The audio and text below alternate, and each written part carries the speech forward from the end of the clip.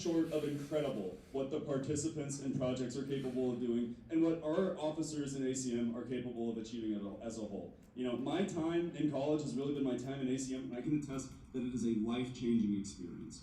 The people and the things that I have done and met here are really just incredible, and it's an opportunity that I will never forget for the rest of my life. So whatever you are doing right now at UTD, I strongly encourage you, come out, talk to these officers after we get done here tonight, and get involved, whether that's in ACM or anywhere else on campus. This is going to be some of the best days of your lives, and you need to make the most of them. So really do that.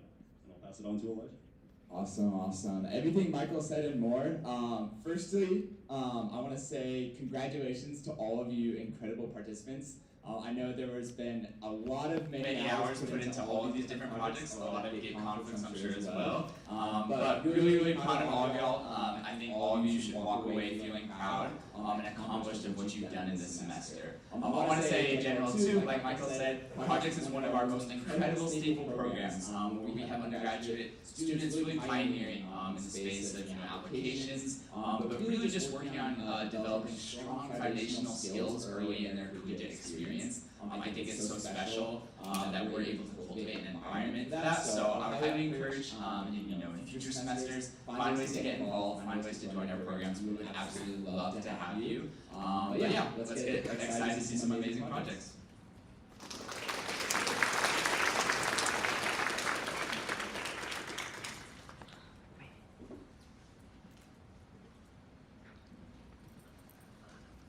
We'd also like to thank Dax, Alicia, and Patricia for helping photograph tonight's event and making it memorable for our entire team. We'd also like to recognize Unvi for helping setting up the live stream, allowing those who are not here to still be part of this amazing day. Also, thank you so much to the entire media team for always supporting ACM Projects throughout the semester. And finally, we'd like to say a huge thank you to our project managers who have really been there for the teams, helped guide them through this whole semester, and really makes this a memorable experience for each and every single participant. So we're going to go ahead and have them introduce themselves.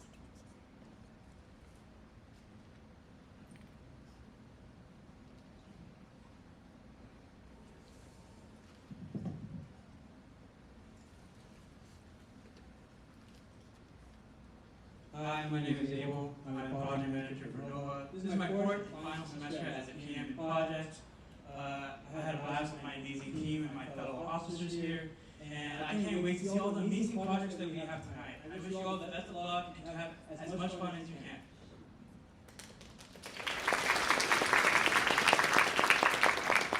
Hello everyone, my name is Ethan. I'm the PM for Team Foundry. This is my third semester as a PM, and I'm just super excited to see all the hard work both the PMs and the participants have been putting in this semester for this night. Thank you. I'm Matthew. I am the PM for CodePack. This is my first semester as a PM, and I'm super excited to be here and have the semester come to an end. But it's not quite the end yet because all these participants here have to show up their work. About 10 weeks worth of hard work. So I'm really excited. Present, have fun, really show your excitement. But that's all I have to say. Thank you. My name is Mohammed. I'm the PM for SINSAC, and this is my first semester as a PM. I'm just so grateful to be standing here and to be seeing all of you guys sitting down and watching our event that we've been working so hard to put together. It's been 10 long weeks of hard work, and I'm just so excited for you to see what we have in store. Hey everyone, I'm Nandiba. I'm the PM for Scholarship. This is also my fourth and final semester being a PM for ACM Projects. It's been a wonderful journey being with ACM for so long. I met some amazing people through this program. I'm going to give a huge shout out to all the teams. I couldn't be more proud of all of y'all. And I hope all of you guys enjoy the projects we have in store. Have a good night.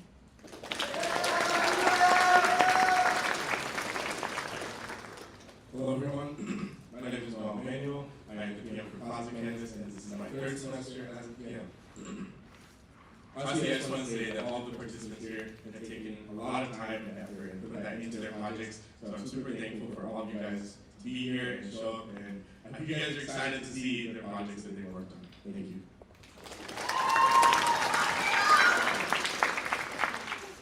Hi everyone, my name is Ram. I'm the PM for Dock Branch. This is my first semester as a PM, and I just want to say, really keep your eyes peeled. Right, in the next couple of hours, we get to see 110 weeks of cumulative effort all put together, and it's a really great chance to see that. Thank you. Hi guys, my name is Shraddha and I'm the PM for Language. And this is my third semester as a project manager. And it's been really great seeing all the work that all the participants have been putting in, also all the great input that the mentors have given. There's a lot that goes into putting this event together, and I'm so happy that all of them have been part of this, and now that you can as well. And yeah, I'm excited to see all the work that everyone has. Thank you.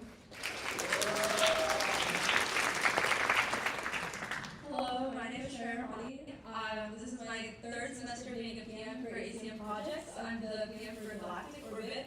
And I really hope you take this experience of ACM to heart. Not only enjoy today, but you grow from here, expand your horizons, and really just take this as a stepping stone in your future goals. And enjoy.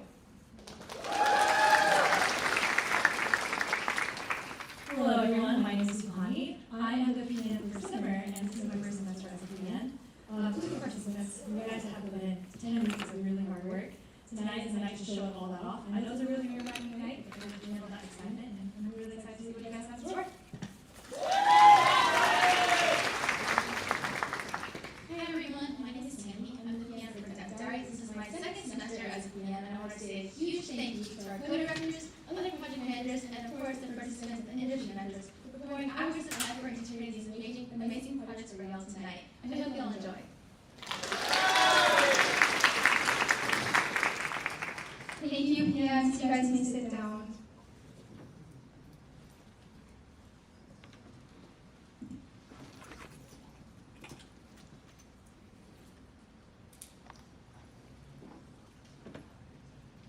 And of course, we'd like to say a huge thank you to our amazing industry mentors, Sean, Jejma, Joanna, Philip, Lynn, Price, Suraj, Rishi, Sam, Umayma, and Naranjan for taking time out of their busy schedules to be here this entire semester and really help out our teams throughout this whole experience. So thank you guys.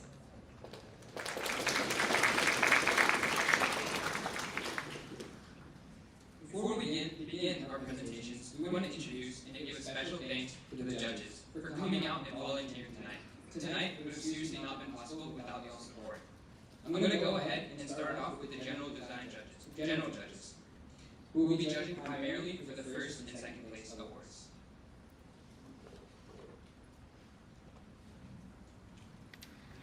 Hey everyone, my name is Hari Ramani. I'm one of the managing directors here in Dallas at Headquarters Global Markets and Engineering. Goldman Sachs and UTD has a very strong relationship for a couple of years, and I'm excited to be part of this ACM initiative for at least 2 to 3 years now. So, super excited to be here and to see what you have done for the past 10 weeks. So, good luck to everyone, and thank you for having Goldman Sachs here. Thank you.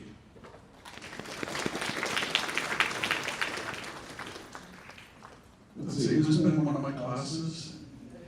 It should be nearly everyone because of 3162. So anyway, great to be here. I've been judging these since they started. So this is an amazing group, and I'll be thrilled to see the projects. Thanks.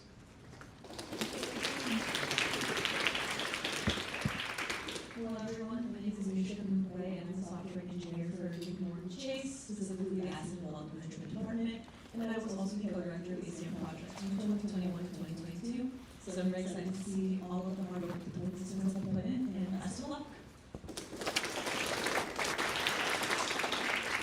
Hello everyone, my name is Suresh Bairagi. I am an UTD alumni. I did my master's in computer science at UTD, graduated in May 2023. Currently I work as a software machine learning engineer at ACM, working on the financial model fraud detection system. Excited to see the projects tonight. Thank you.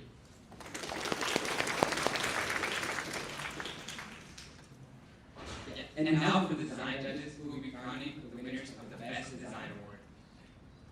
Hi everybody, my name is Faith Alfonso. I'm a UX designer for Texas Instruments. I work on our e-commerce platform for the company, and yeah, I'm just super excited to see what everybody's been able to come up with, and good luck.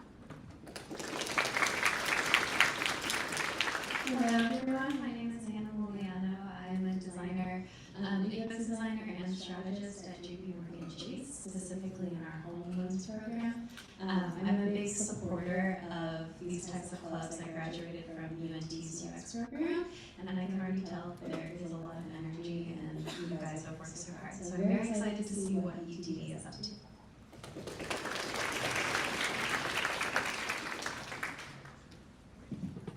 And now, for the moment you've all been waiting for. I can feel the excitement in all the corners of this room. Each team will be given 6 minutes to present, followed by 2 minutes by the judges. We ask that you hold your applause until the end of their presentation, and then not when we first introduce them. But first up, we're going to kick things off with Team Closet Canvas. Closet Canvas.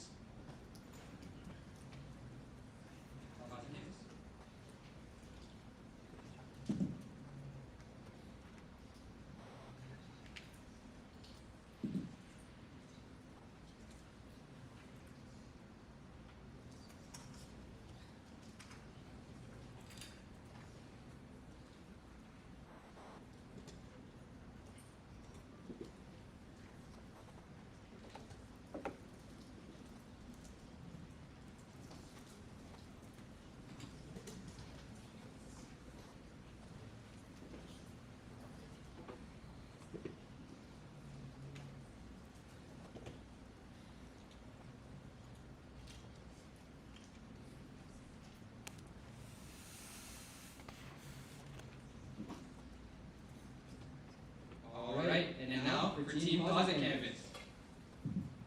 Good evening, everyone. My name is Pragya Singh, and I... Whoa, what are you wearing? My presentation outfit. Girl, a bird? This is what happens when you don't use Closet Canvas. Closet Canvas? What's that? It's literally an app that would have prevented whatever that is. Oh, okay, harsh. But she is right. This is a situation we're trying to avoid with Closet Canvas. Good evening, everyone. My name is Pragya Singh, and I work front end. I'm Jaman Chin, and I work back end. My name is Shalina Mall, and I work front end. My name is Ramadullah, and I work back end. So, what is Closet Canvas? Closet Canvas is your one-stop shop digital wardrobe assistant that doesn't just digitize your clothes, it contextualizes them. By integrating real-time weather APIs and your personal closet data, we bridge that gap between what you own and what you should wear. And now that you know why we built Closet Canvas, Jamal, if you can show them how we solve that chaotic morning rush. Of course, we center our app around 3 core features, starting with the calendar page. You have an event, we have an outfit. Instead of digging through your clothes, Closet Canvas now connects your clothes directly to your calendar. Class tomorrow, maybe even a presentation? Closet Canvas recommends an outfit built for the occasion. Next, we have the home match system. We want to choose outfits to feel fun, not like a chore. So we implemented a swipe-based interface that learns your style with every swipe. Right for things you love, left for things you don't, and hold down for more details. Finally, we have our analytics page, fashion review system, so we track it. From your most worn clothes to your weekly outfit recap, we provide insights on everything you wear to help refine your style over time. So these are the features behind Closet Canvas. What would it feel like to actually use? Let Claudia walk you through a quick demo. Now, I want you to imagine this. You just woke up and your alarm clock reads 8:10 a.m. Wait, 8:10 a.m.? You're 10 minutes late to class and you have no idea what to wear. This is where Closet Canvas steps in. Once you open up the app, sign up or log in, and then complete a quick verification check, you'll be asked to complete a quick questionnaire style. A quick style questionnaire, which can recommend to your personal styles. Yes. And then from there, every morning starts off with the home page. Instead of doom scrolling, you're swiping through carefully curated outfits. Swipe left to discard, swipe right to save, and then hold down on the required for more information. From there, you move to our closet page, where our automatic background image remover makes it so that any outfit you snap anywhere in the world is saved automatically into your closet. Now, this is a presentation. Don't panic. Click our inbuilt calendar page. Tap the day, and our app automatically generates outfits based on your events, the weather, and clothes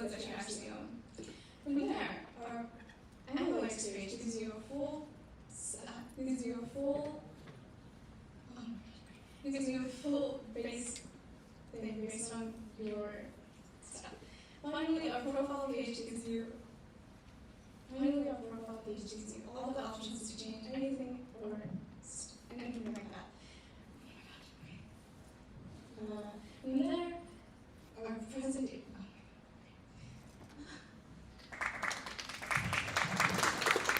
On our front end, we use React Native and Expo, and on our back end, we use an AWS stack for full scalability and security. Once a user uploads an image, it goes through remove background to clean it. After that, it goes through recognition to tag by clothing type.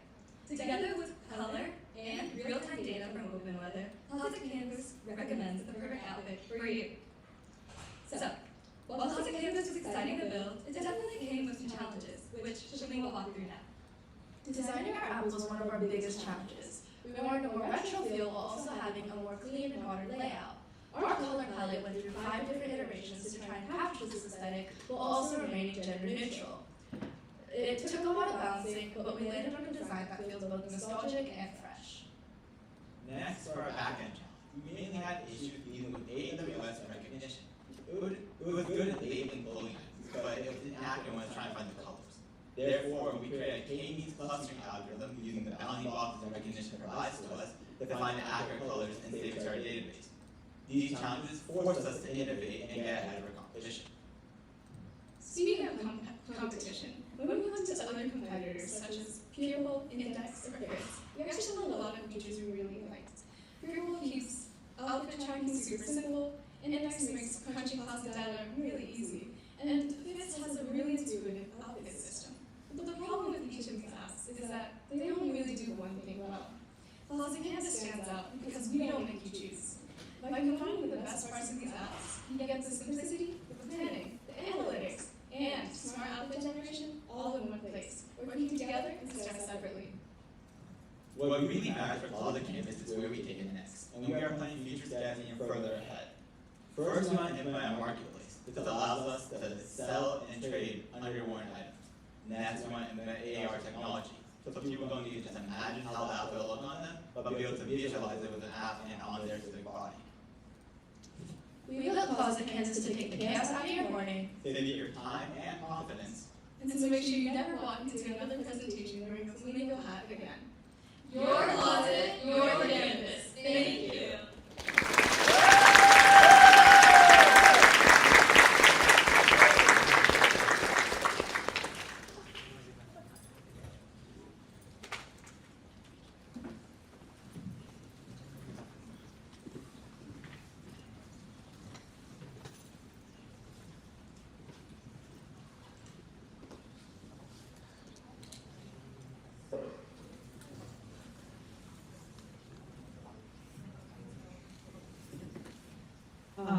I'll just repeat for the audience one more time, but as far as the prompt goes for generating an outfit, you specified something about the event and the weather.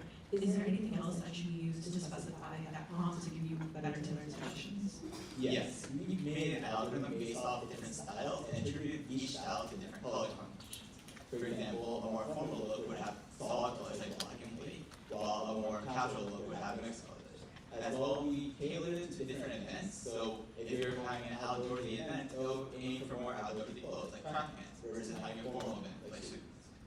Gotcha. Okay. So when you talk about the algorithm, is it more like you're pulling from the data set where you like kind of label it and say, like, hey, like this is more formal, or more outdoorsy, or is it something that you specify directly within the prompt? So when every clothing item is uploaded within the app, it is labeled to see what it would match with in terms of style. So for example, if I were to upload my blazer, it will match it as a formal item. Therefore, we can use this for formal attire. However, we also recognize colors, and some items can be used regardless of their style if it matches the color. Alright, thank you. And also, I like the idea. Definitely have a lot of trouble in the morning coming up with the looks, so definitely will use this. Hi guys, great job.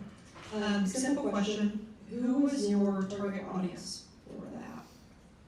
Our target audience was kind of general, like not a target age group or female or male, but anybody who's in the morning like digs through their closet and there's clothes everywhere, and it takes an hour to find the perfect outfit. was wondering, what made you choose the retro branding aesthetic? So in the beginning, we were deciding if we wanted to go with a more modern look or a more retro look, and we really wanted to have that personalization factor to our app. So we have little stars in the background, if you noticed, for one of our themes, and that was a little you could make annotations or something like that. So that was a big part in why we chose a retro theme. It was also even the color palette, we chose a theme that's more gender neutral and not towards one gender or the other. Amazing job, everyone. Thank you so much for working as well as everything right now.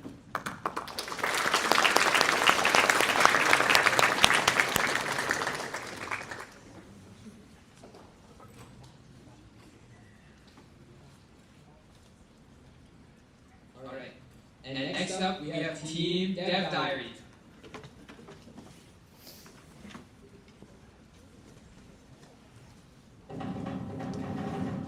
Hey, new hire! What's going on? All of our servers just crashed. I have no clue what's going on. Everything is turned red on me. Have you checked our company's documentation yet to try to fix this issue? You mean this thing?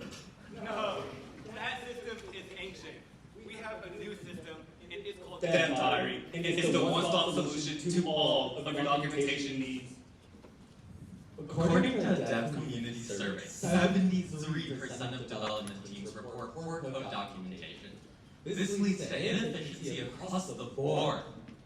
That's where Dev Diary comes in. You can document issues as you code. Create a markdown entry instantly through your terminal, or just let our built-in logger save everything for you inside neatly organized projects. Each entry is completely customizable and instantly findable for our AI-powered search feature. Now let's meet the team. My name is Tyler. My name is Jonathan. My name is Miriam. And my name is Hoop. And oftentimes, the debugging is honestly the hardest thing that you can do. That's why we introduced Bug Buddy. And with this, your Bug Buddy will take your log into context and provide you with the best way for you to start a solution. To monitor your workflow, we implemented a CLI, command line interface that lets you log errors directly from your terminal, making documentation effortless. We also designed a timestamp calendar and team collaboration to keep every log organized and accessible for your entire team. Well, that's cool and all, but the server's still down. Luckily, we can use our amazing tool Dev Diary to fix our outage. On our homepage, go ahead and log in using your company credentials. Now, on your dashboard, you can see you and your team's most recent and unresolved logs. But our servers are still out of commission, so go ahead and show me exactly where our production code crashed. I think it's supposed to be right here. Oh, I should have known the run server functions mess up. Luckily for us, fixing an error with Dev Diary is very simple. All you have to do is copy the code you want to include in your report and type the command Dev Diary add along with any additional context that you might need. From here, enter your log name when you're prompted to do so, and your log will be automatically uploaded to our server. Now, let's go view that log we created on our web page under the quick log page. Here, you can see all of the command line logs that you have created in the past. Let's find the one that we just created and promote it to a full log. On the edit page, you can see a markdown style document with all of the code that we copied from our code editor. Now, let's add a solution section with the /solution command. Senior Dev, please help me. Luckily, I don't have to help you. That is what Bug Buddy is for.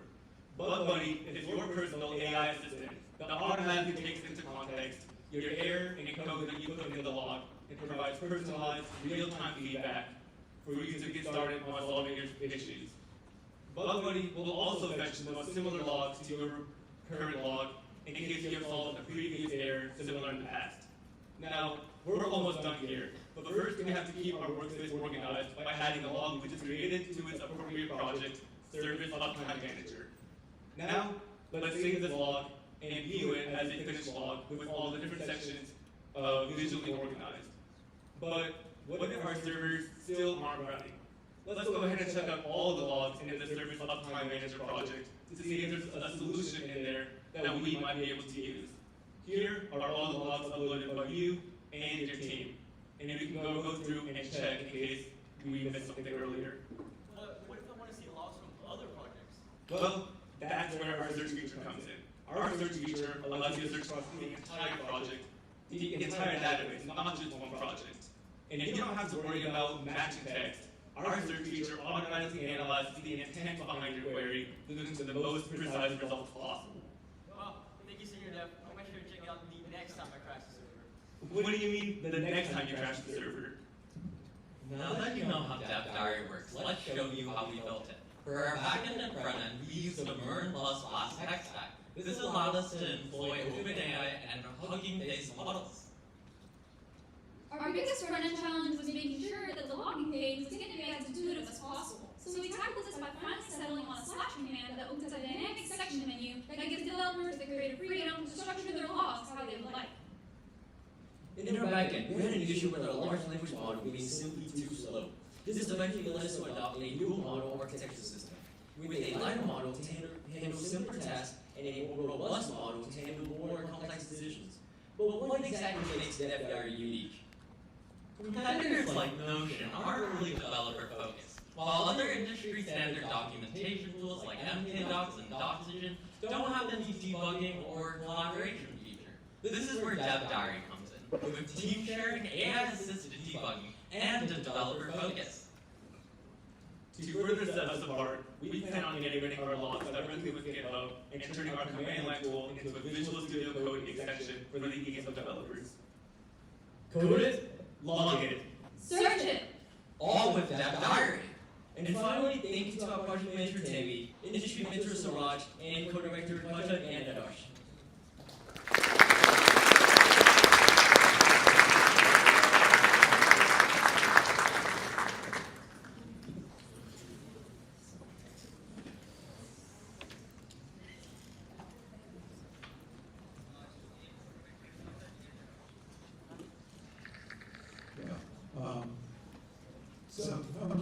You have obviously back-end database and storing all this stuff. Right. And that's implemented with AWS, did you say? We implemented our database with MongoDB. No SQL. Okay. No, because I'm using NoSQL. Exactly. Okay. What's the advantage of that? Of NoSQL? NoSQL allows the logs to be dynamic and flexible. This is something that's extremely important because we do have a diversity in all different programming error types. Yeah. Okay. So you're storing text mostly, though? Free-form text using... Yes, we are storing mostly text, but we can further implement images because it is NoSQL. Okay. Yeah. Cool. Okay. Thank you. So very good, great idea as well. From a security standpoint, right, like, if you are given your code, right, like, and you're trying to use AI, what kind of security measures are you guys taking on to protect your code? Okay, so as we mentioned before, we do use a dual model architecture. One of the models are run locally because it is small. It's an embedding model. The other model, we do call upon OpenAI LLM, right? For this, we're looking into trying to scrub that LLM to make it secure. But in the future, we'll hopefully be able to have companies use their own. Thank you.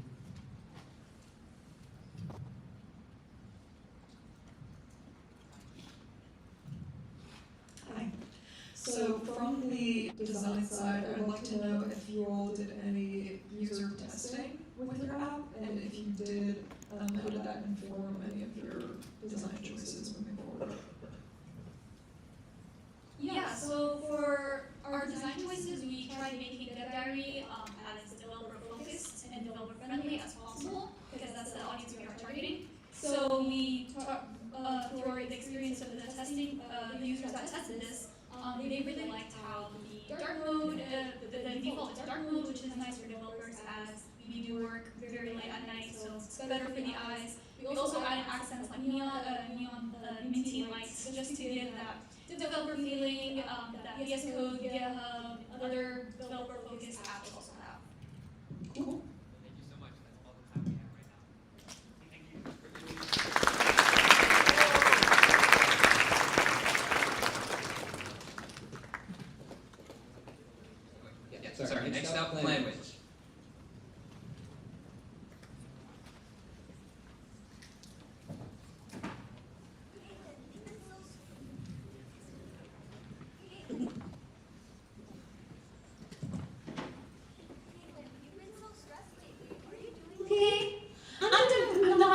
not doing that great. I somehow got put in charge of a ton of projects, so I've been jumping between tabs and platforms. It's so stressful. I think I've been so busy, I haven't even had time to eat today. I could actually die for a sandwich right now. Yeah, that's rough, buddy.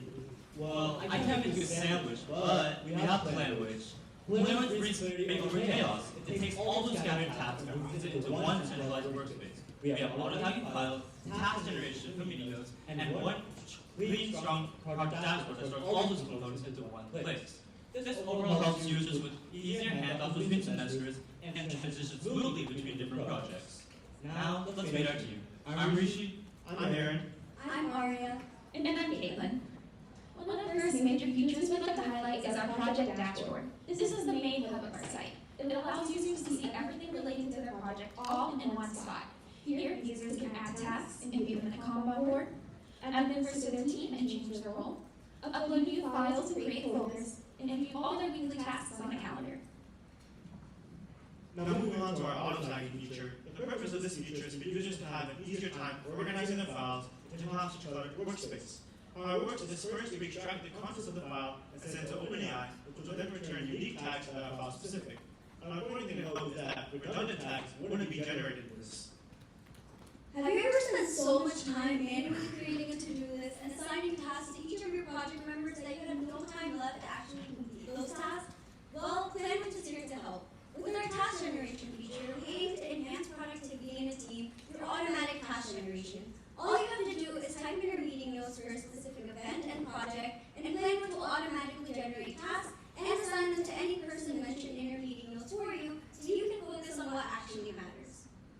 Now moving on to our tech stack, we use React for our front end because of its component-based structure and reusability.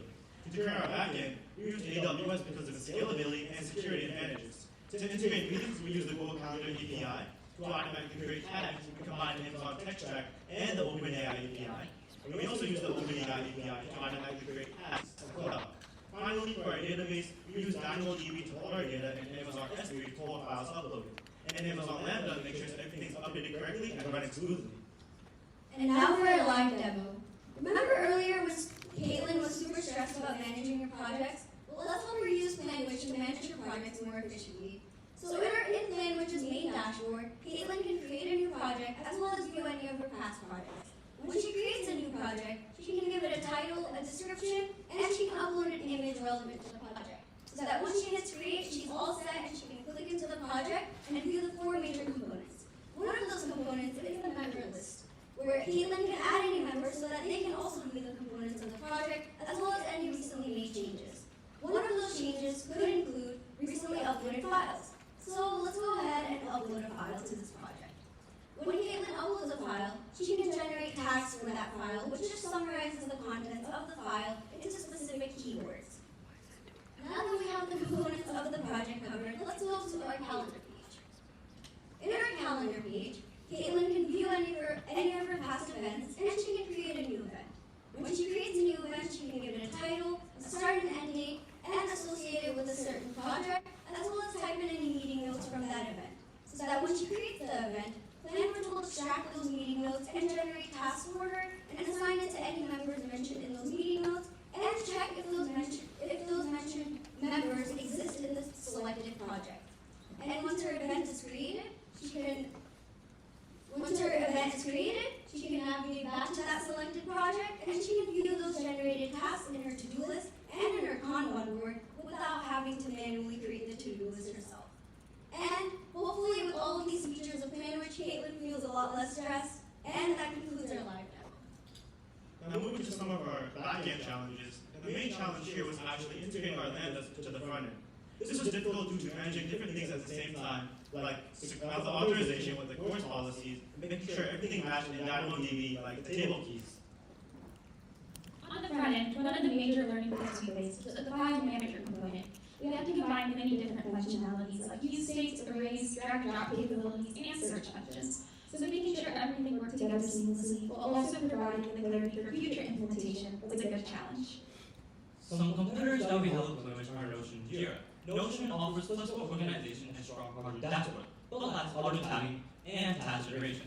On the other hand, Jira provides powerful project tracking tools and includes auto-tagging, but still lacks manual task creation. But that's what comes from the top. We have auto tagging for keep files organized, task page to create actionable items, and then a clean, strong project dashboard that stores all of those in one place. Moving on to some future implementation we have to plan, which we have dashboard customization. In which plan will best choose the perfect dashboard based on what components are needed for the team's project. Another implementation is the documentation assistant. We will have a chatbot that will help the user easily understand files with context, as well as further help hand out references to other existing team members. So Caitlin, now that you know about Planwich, you still need that sandwich? Nope, I'm good. Because with Planwich, planning my projects is as simple as making a sandwich. Thank you.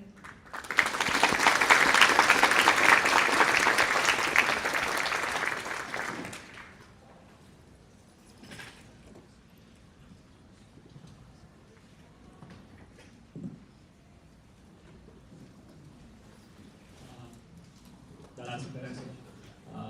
Could you maybe just elaborate like how are you gonna use RAG system for meeting notes of any other generation?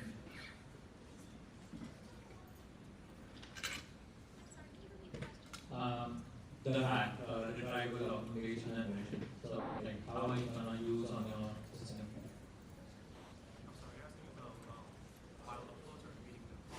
Meeting notes. So currently we use OpenAI API for our meeting notes and to generate tasks. So what we do is once the user has entered their meeting notes and they hit the create event button, it triggers our API gateway to our Lambda function, which has the OpenAI API within that, and it gives those meeting notes to that function, which then queries through like the project that the user has selected to check like if any of the member names match with all of the member names in that specific project in our database.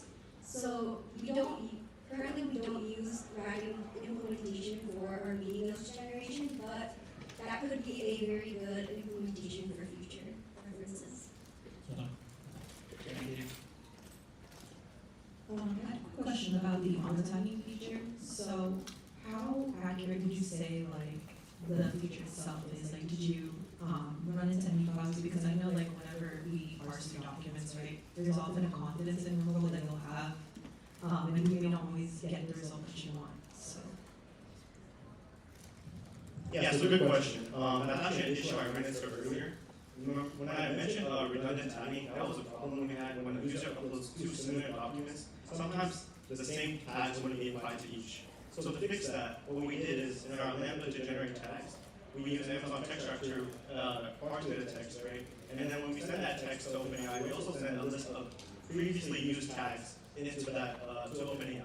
So then when OpenAI looks at the text, it will see if those tags will apply to the text, and if it does, then it will use the tags. But if it doesn't apply, then it will make new tags.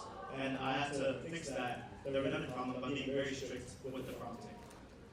okay, thank you. Good ideas, guys.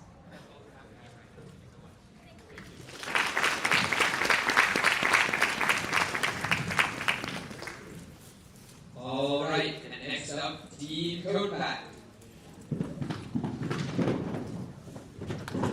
Hey kid, if you only saw 5 lead code questions this semester, you better step it up.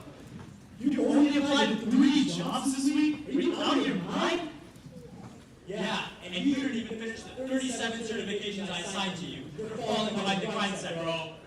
Please, I need this. I'm not omelet. Alright, that's okay. What we need isn't the questions, it's support. Easy to the team. Ha. That's why we built Code Pack. Hi, my name's Daru. I'm Melody. I'm Jimmy. I'm Rafe. And I'm Yumina. So you guys might be wondering, well, what is Code Pack? Well, Code Pack is a platform that makes coding practice and job practice social. We're giving you the opportunity to work with squads that help you feel accountable as well as motivated. Now, in terms of our goals, they include collaboration, having access to job and internship opportunities, and most importantly, keeping everything in one workspace.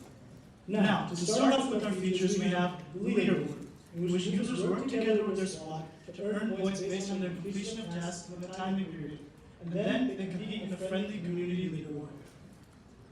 For squads and messaging, we built a real-time chat system using Socket.io.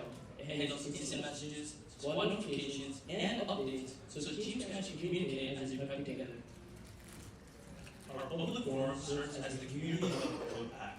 You can easily filter through discussions by category, including interview advice, coding questions, resume review, and success stories. That way you can find exactly what you're looking for and connect with the Code Pack community. Finally, we have the AI interview, which users work to prepare on their technical and behavioral interviews. One person serves as an interviewer, while the second serves as an interviewee. Additionally, they have an AI chatbot to assist them throughout this entire process. And now let's see Code Pack Live. So the first thing you're going to see when you log into the global leaderboard, as you can see my squad in first place. Right below that is the weekly progress and daily commitments. You can see who's contributing the most to your group, how well your own group is doing, and so help you keep track of what your squad is doing. Now on the next page you have the squad page, and the first one you'll see here, the list of members in every squad. There's a drop-down menu in the corner, and you click on that, you'll see every squad that you're a part of. In the corner, there's a button called Simple Squad. So if you want to make your own squad, you can click on that. And so for this, I'll type Netflix interview group chat. If I have to go back to my squad page and click on the drop-down menu one more time, you'll see that Netflix is going to add it there. Now, moving on to our next page, we have our public forum. So the public forum, we're listening to how Reddit works, and so we can make a thread. So I'll click start a new thread, and I'll ask, hey, I need help with my Netflix interview. How do I build this software for my interview? So I'll say that, I'll post that there, and then as you can see, at the top of our forum, we can click on that and get a reply there, so I'll say, hey, maybe you should brush your two skills. So we'll add that there, and that's it for our forum. Now moving on to our final feature, we have our AI interviewer. For our AI interviewer, it's very similar to what each we mentioned. We have both the interviewee and the interviewer. How it works is that each time we start an interview, we make a session. The session goes on screen. You can copy that session and put it down below the text that you feel. And so when you now make an interview, click start session, and it'll be brought to our interview interface. This works so that you have your AI question, and then you have your chat at the bottom. The AI question is what you and your interviewee see during the interview. Right below that, the chatbot, you can ask tips about how to ask questions. So I'll ask, hey, my friend needs a hint for twosome, what question do I ask him? And so now I'll go something like, hey, you can use this type of approach. It'll give you hints, data instructions on what to use. And then I'm going back, we can show the interviewee UI real quick. So it's really similar to how the interviewer works. It just has a little bit more condensed. All you have there is you're going to have the question that you and the interviewer receive, and you're going to have a group chat there. And now let's see how it comes out below. Alright, so for front end, we use React and Tailwind. This is because React is all making dynamic, interactive interfaces. Plus the UI was much easier to maintain as well as scale.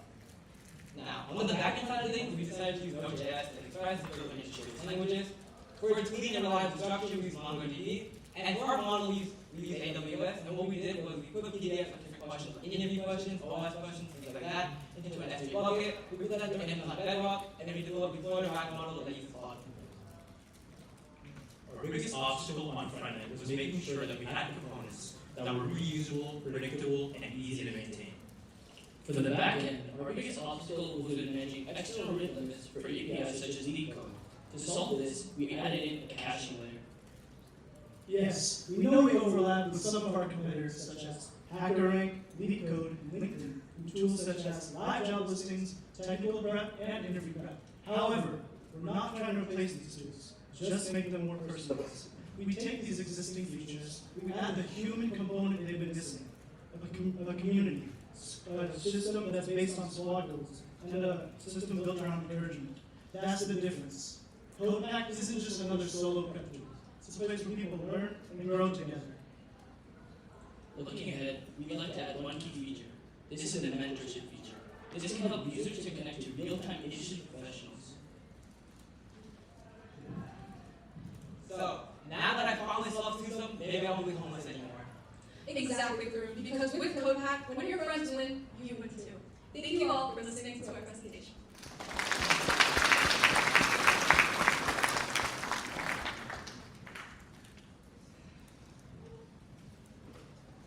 So I have a quick question about the AI assistant. If you ask for a hint, right, sometimes people can ask for a little more. Do you guys have any guardrails in place to make sure that that doesn't happen? Yeah, so I'll answer that question. So we know guardrails in place, so what happens is that the model can only answer questions that it has access to information about. So the PDFs that you give it only get based on LeetCode 75, OS questions, data structure questions. If it goes anywhere beyond that, it'll just say, I don't think it really stop. Gotcha. And is the interviewer able to see what hints the interviewee has asked for? Yes, they're able to see that. Okay.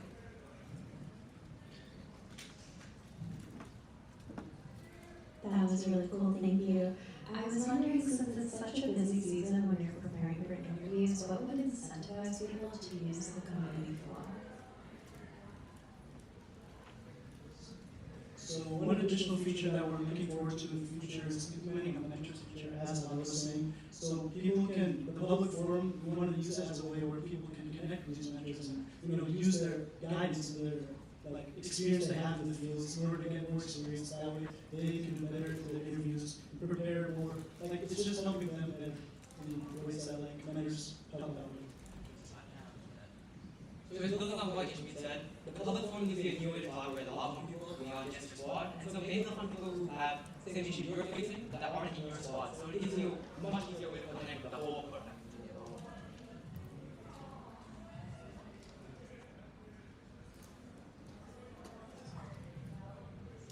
Would you all in the future want to keep it focused on sort of like leak code interview style questions, or would you expand into more behavioral?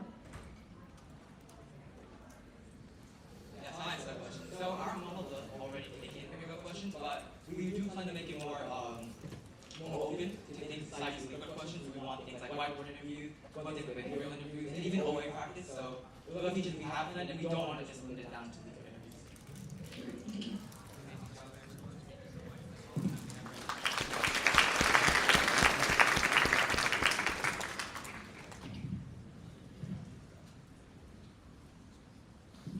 Alright, and now for Team Scholarship.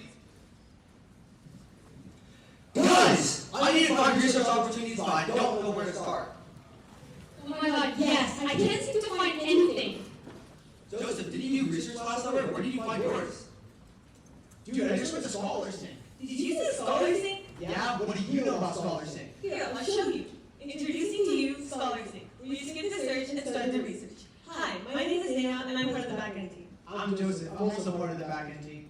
I'm Roberta, I'm part of the front-end team. And my name's Tony. I'm part of the front-end team.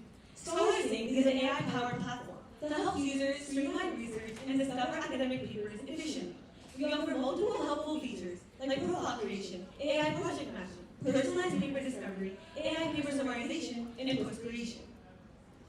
Our first feature is our profile creation feature. This is the first feature that the user will see, which is a personalized survey that will collect custom user inputted text, including their resume about their background, interests, goals, and more. Now, at the core of our app is our AI project matching feature. By using the data from our last feature, we're able to connect students to the best matching research opportunities and students here at UT Dallas. Adding on to this, students are also able to create their own research opportunities as well. Our next feature is our personalized paper discovery feature, which allows students to have all-inclusive research experience by allowing them to find papers and articles that they need, which are also recommended to them based on their own personal profile. This then leads us to our last feature, our AI paper summarization feature, which generates a short and simple summary of any selected article so the users can quickly understand the core ideas. I need to find research right now to get the experience I need to build my resume with. So I'll go straight to Scholars Inc and get started. I already have an account, so I'm going to log in, but normally you would customize your profile to get the best recommendations for you based on your research interests. And once you're logged in, you'll see a list of professors. You'll see a list of professors sorted from most recommended to least recommended. At the very top, Scholars Inc says I have a 100% match to Professor Du. And when I click on his profile, I'll read up on all his publications to understand the kind of research he likes to do. But right now, my resume is too weak to get into his research lab. So I'm going to go to Scholars Inc Opportunities and get more experience to enter his lab. Whenever I click on my most recommended opportunity, I can read up on what kind of work I'll be doing with this team. And beforehand, I want to read more about this subject to get more depth of understanding before I begin my research journey, which is why Scholars Inc will recommend me research articles to read more about my research interests. Clicking on it, you can access the entire article, and scrolling through it, it's a lot Scrolling through it is a lot of material. So, I don't have the time for this, I will generate a summary and get the entire text within a minute and read it instantly. And once I feel as though I know the material well enough, I'll even create my own post on ScholarSync for students like yourselves to join me and build our project together. Now I'm going to pass the mic to Namada to talk about the tech stack that builds ScholarSync. Now looking at our tech stack, our front end runs on Next.js and Tailwind CSS, while AWS powers our backend, utilizing Python for scripting and Bedrock for all our AI needs. Moving on from tech stack, one of the main obstacles we faced was making sure our information was maintained accurately and was usable. So first, when many of our faculty pages were outdated, and this made extracting and collecting research opportunities really difficult. To address this, we let users post their active projects directly onto ScholarSync. Next, we started web scraping using Beautiful Soup, but when it became problematic when we encountered dynamic pages, so we transitioned from Beautiful Soup to Selenium. And finally, to handle our research papers more effectively, we stored our articles into Amazon's S3 and extracted keywords, all in all, making sure we support and strengthen our project matching algorithms. Let's take a look at our competitors. UTD Profiles is for searching for faculty. Google Scholar is for searching for papers. And ResearchGate is for connecting researchers. Do you notice that the word search a lot? That's the difference. In ScholarSync, you don't have to search. We recommend you profiles, opportunities, and papers based on your skills and interests using our intelligent recommendation and matching system. We also offer accurate tag-based summaries and a library to organize your papers. Looking into the future, we plan to make ScholarSync even more easier and collaborative by adding features like auto citation for your papers, a peer discussion community, and to our database of opportunities and papers to simply give you the best resources. To wrap it up for the night, I would like to thank our PM, Nadiva, and our mentor, Tilak. Now it's time for you to skip the search and start the research.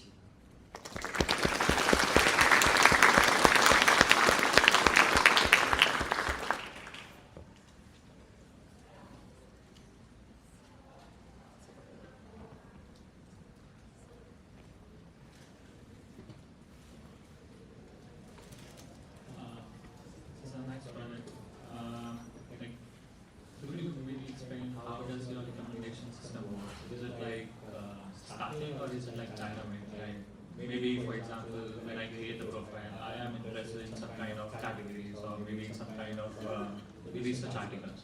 But there are some things which maybe I would have missed while creating the profile. So it is not really just dynamic or static. It is very dynamic.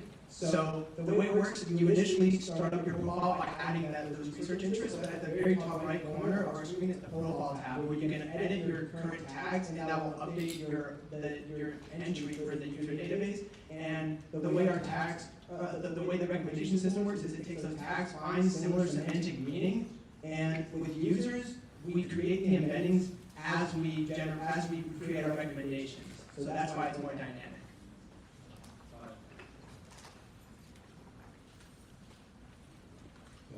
Most of the papers that I read have an abstract. So how are your generated or say summaries better than the abstracts are more useful? So our summaries consist of the hypothesis, the solution how you found it, the method how you found it, and a solution. So it pretty much gives you a short summary of the entire research article. And we make sure to make it accurate by avoiding any hallucinations. So when we send our context to Bedrock, we set the temperature to 0.1, which really limits the creativity that the model has, and it just gives us a very accurate summary. What information do you guys store in MongoDB? Right, like the entire article and then like the summary, everything is getting stored in the backend? Yeah, so we're storing it in DynamoDB, and we're storing our articles, our specific PDFs, we're storing it in S3. We are storing the abstract, the keywords, the title, the authors, and that stuff into DynamoDB. Thank you so much. That's all the time we have right now.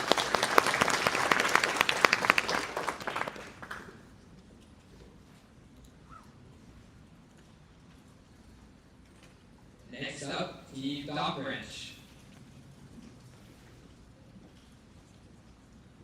Who in here has a resume? And who thinks they have the perfect resume? Sorry to say that's just not possible. But the fact is, every job application is different, and there's no such thing as a one-size-fits-all resume. Because of this, applicants end up having stacks upon stacks of resumes cluttering up their devices. Each one with changes minute, yet essential to crafting the right resume for the right job. That's where DocBranch comes in. DocBranch is an AI-powered version control tool built specifically for your resume. It's a smart resume editor that uses AI insights to tailor your resume to a specific job description. So rather than having your documents scattered across your desktop, you use DocBranch to manage them locally. Now let's meet the team. I'm Alan, and I was on backend.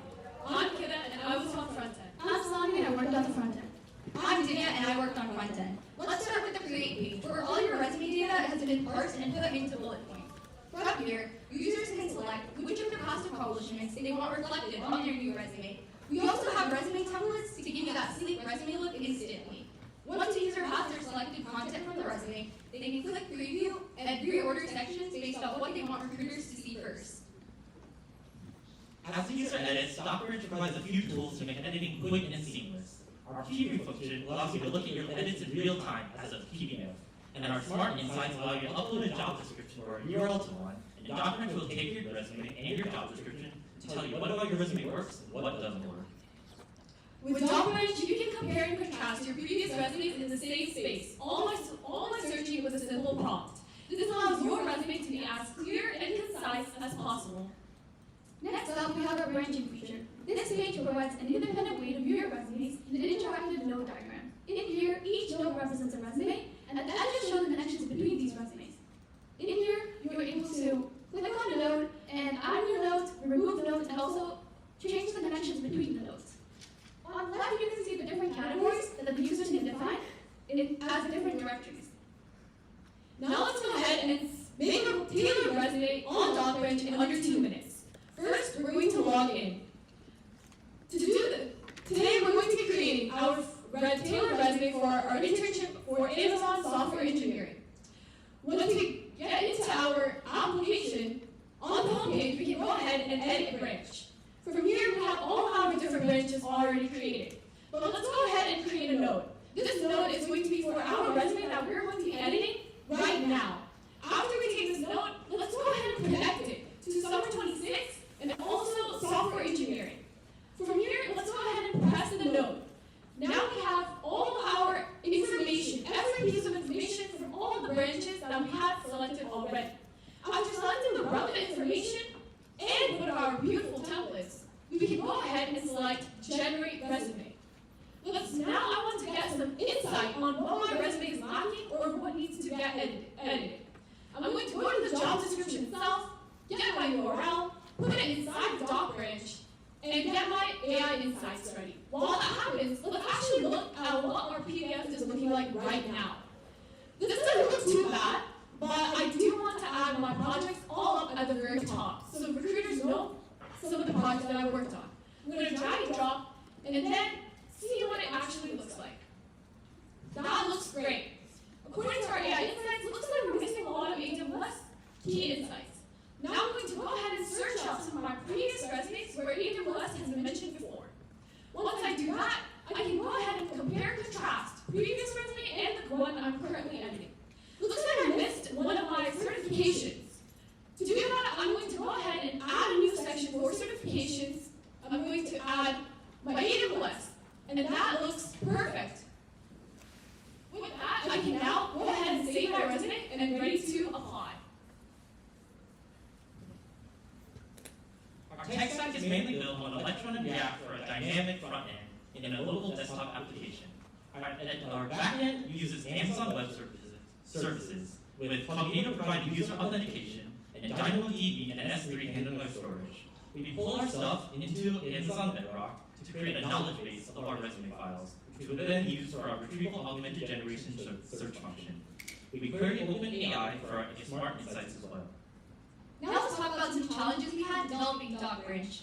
We had difficulty getting our UI for our drag and drop to work, so we referenced React libraries such as C and D, but eventually ended up creating our own map functions to get users' pre-order sections more smoothly. One of the main challenges we faced in the backend was figuring out how we're going to store the resumes in our database. We ended up doing this by storing each resume as a JSON file rather than just PDFs. By doing it like this, we're able to easily convert from the JSONs into PDFs to display for the users, and then back into JSONs whenever we need to store them or easily manipulate them. Online editing tools like Docs, Words, or Overleaf allow you to edit documents, but there's no way of tailoring your resume, unlike DocBranch. With online resume editors which use AI, they do have all of those features, but you can't compare them to past resumes at the same time, or have any sort of version control like DocBranch. Because with DocBranch, you can do that and more. In the future, we want DocBranch to generate custom cover letters that tailor to your job description and personalize it to the user information in the user's profile. We also want to improve our AI insights by having the AI insights show up as suggestions as highlights within the resume itself, so you don't have to go and check in and read the information provided in the chat. Thank you for listening. Let DocBranch be the root of your success.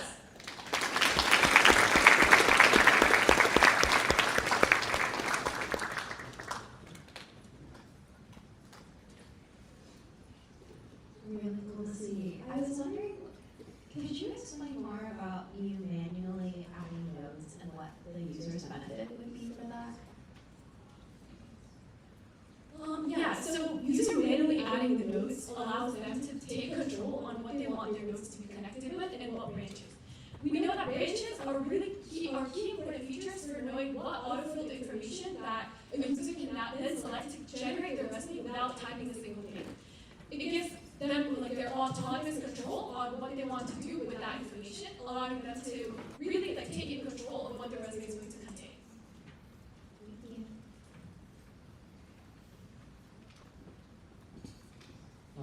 How would you optimize your structure in the resume? For example, if I have too many information and I wanted like one page resume, so how are you gonna consolidate everything inside it? Do you wanna maybe do some sizing over there or remove some sections?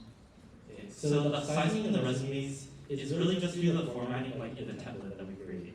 So the way our resume works is in the JSONs, we just store only the information in the resume.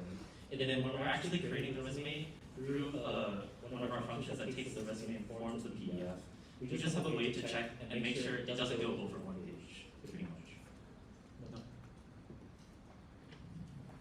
What are your plans for automating in the future? Because sometimes people apply to 400, 500 jobs, right?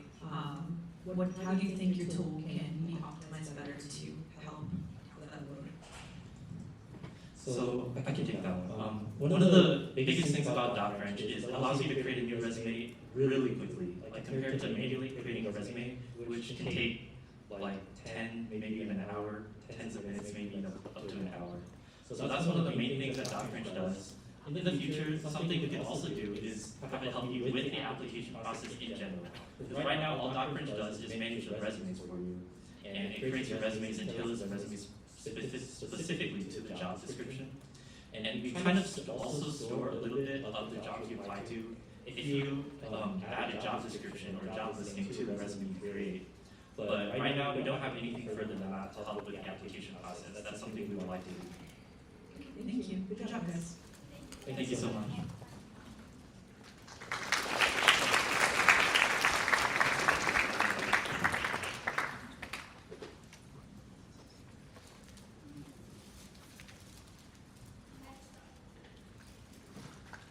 Next up, Team Foundry. Hello everyone! How many of you have ever opened AWS and felt like you needed a second degree just to launch a server or a database? You? You? Me too. Luckily, we created Foundry. But what even is Foundry? That's a great question, Lana. We all know that deploying to AWS can feel unnecessarily complicated. Even experienced developers get lost jumping between a dozen console dashboards, and for beginners, it can feel impossible to even know where to start. Foundry solves that by turning cloud deployment into something simple, visual, and incredibly intuitive. No more getting lost in a maze of tabs. With Foundry, you can build and deploy your entire custom architecture with one click. Now, let's meet the team. I'm Anaya. I'm Luana. I'm my friend. I'm AK. Now that we've met the team, let's dive into Foundry's core features. We created a drag and drop interface where we can create our own custom infrastructure in a matter of 3 steps. First, you drag the service icons onto the canvas. Second, you connect and configure the service icons to your liking. And third, you click deploy. What actually happens when you click deploy? Your canvas design is converted into a CloudFormation template, AWS native infrastructure as code resource. CloudFormation then provisions all your resources with automated dependency management. This ensures fast and then repeatable deployments every single time. Now, that's the infrastructure down, but what happens when you want to make changes to your deployed code? Luckily, we take care of that too. One of Foundry's most powerful features working behind the scenes is our CI/CD pipeline. Once you connect to your GitHub repository, each push automatically triggers a rebuild and redeploy onto the AWS architecture that you designed on Canvas. No console hopping, no manual setup, no guessing. Just push your code and Foundry handles the rest. Now let's see it all in action. Now, before we get started, I have a very important question to ask our code director, Darsh. Do you think a hot dog is a sandwich? No? No? You know what? I'm not even going to debate with you right now. Why don't we create a sandwich detector live using Foundry? Let's get started. Let's sign in as an existing user using GitHub authentication. Now, that's our overview page. This is where you can see all your builds, when they were created, and which ones are currently deployed on AWS right now. Now let's create a new build, and let's call it Sandwich Detector. And there we go, that's our canvas. So on the left side, we can see our 4 currently supported resources. We have EC2, S3, RDS, and DynamoDB. For this setup, we're going to be starting off with an S3. This is where you'll upload your fluid images that you want to be classified. This is paired with an EC2 that will have your ML model loaded through your GitHub repositories. And this EC2 will pull your S3 every 5 seconds to see if a new image was uploaded. Now, once your S3 image is run through our ML model, it's stored in our DynamoDB table. Now, that's all you need to do. Just drag, drop, configure, and connect. No YAMLs needed, no terraforms, and no headaches. Now, let's click deploy and see what happens. Now, what's happening right now is Reactflow JSON is being converted into a CloudFormation template through our custom generation engine. On the left side, we have activity logs, and on the right side, we have status cards showing you what's happening with every single one of your resources right now. Now, let's take a look under the hood as this is getting started.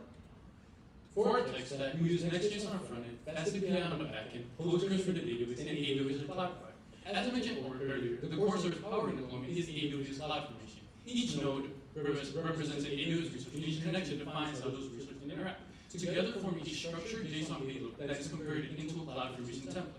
CloudFormation deploys your infrastructure and then automatically generates the necessary permissions and roles, ensuring a streamlined workflow from the design to the deployment. Now let's take it back to our deployment, and as you can see, everything has been successfully created. Now let's go and verify that by going to AWS and then looking at our stack. And as you can see, that's our stack, and then let's open up DynamoDB to see if that was correctly created and that it is completely empty so that we can run our experiments. And there you go. So, as you can see, our table is completely empty. Now let's go back to Foundry, and then let's use our built-in UI to upload an S3 image to upload our image of a hot dog. Now when we do this upload, what's going to happen is our S3 image will be taken into our EC2, and that will classify into the ML model, and it'll be stored in our DynamoDB table. Now let's go back to reload the page and see what happens. So as you can see, our DynamoDB table says a hot dog is a sandwich. So Darsh, you're clearly wrong, and we all know AI is always right. And I think this proves the power of our visual infrastructure. And that concludes the demo. One of the biggest issues we faced on our front end was ensure the deployment model updated in real time. To address this, we implemented a persistent WebSocket connection between the front end and back end, allowing the UI to be in sync with the back end. For the backend, the main challenge is translating the Canvas data into valid CloudFormation templates. The front end sends a structured JSON describing the AWS resources, but that format can't be directly used by CloudFormation. We solved this by building what we named the Forge, a custom template generation algorithm that describes the AWS resources into the exact structure AWS requires. Some of our competitors are Terraform Cloud, Vercel, and Oracle Visual Builder. Foundry gives you full speed and control over your infrastructure, and it lets you build everything with a fully visual interface, doing everything without requiring cloud expertise. Looking ahead, we want to expand our service library to include other high-demand AWS services like ACM Lambda and supporting multi-region deployments while introducing real-time collaboration directly on Canvas. With all these features on the horizon, Foundry is only getting more powerful. So, go from imagination to infrastructure in seconds when you break the boundaries with Boundary.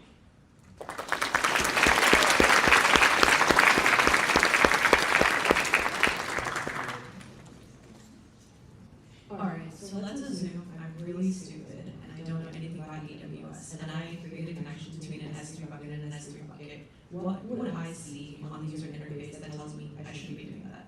Yeah, absolutely. So we actually make sure that the user can't connect an S3 to an S3 and other AWS services that aren't supposed to be connected. So those edges that are supposed to connect when you are allowed to connect them don't even like connect them, so they don't even appear. So for that reason, like it's completely safe for users who are new to the development of using the cloud to start off like with no knowledge.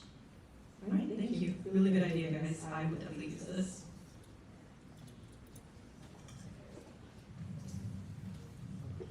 In the end, you mentioned about multi-region environment, right? Like, so based on what criteria do you decide whether this particular, everything has to be deployed in a single region or multi-region? So I mean, that's completely up to the user. We're giving the user the ability to compare all these things, and on our settings page, we're planning to add a multi-region deployment mode. But I mean, as a user, I don't know, right? Like whether I need a multi-region support or a single region support, right? Since you guys are guiding, right, how to do the project, it is better you guys decide and say that, whether multi-region is needed, which is going to cost me accordingly. Yeah, we actually had an education mode, but we decided to remove it just because it wasn't fully fleshed out. But yeah, that's definitely something we could do. Great job, guys. Thank you.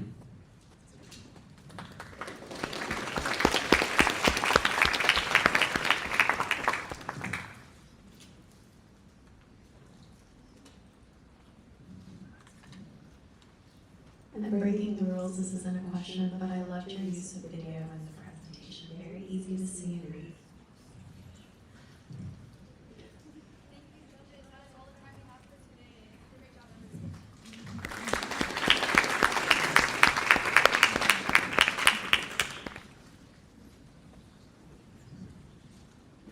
Next up, we have Galactic Orbit.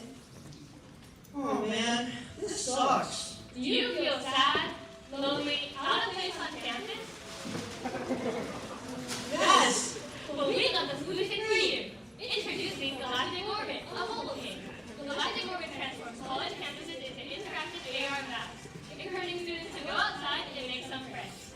Now introducing the team behind this project. My name is Lynn and I worked on backend. My name's Aiden and I worked on front end. My name is Signa. I worked on backend. My name is Vignesh, I worked on front end. My name is Drew, and I've done front end. When designing Galactic Orbit, we had 4 key features in mind. The first of these features is an interactive map that uses location-based triggers to move our character around. Our map is very similar to UTD's actual map, so these shapes you see on screen correspond to buildings in UTD. Using AR Foundation or augmented reality game feature triggers when users enter the radius of a quest. Inside AR mode, an object will spawn randomly in a 360 radius around the player. The player will then have to find and collect this item, resulting in the reward of coins. Our third feature is events and quests. Every single week, an AI will generate quests, and it generates 5 of them at once. And per event, it is connected to UTD's actual events. So when you go to something that UTD is hosting, you'll get rewards. Using the coins they earn from quests, users can go to the shop and buy items such as hats, bases, and clothes. They can then include these items in a user customization menu, and they remain consistent throughout the gameplay. Now let's see these features in action.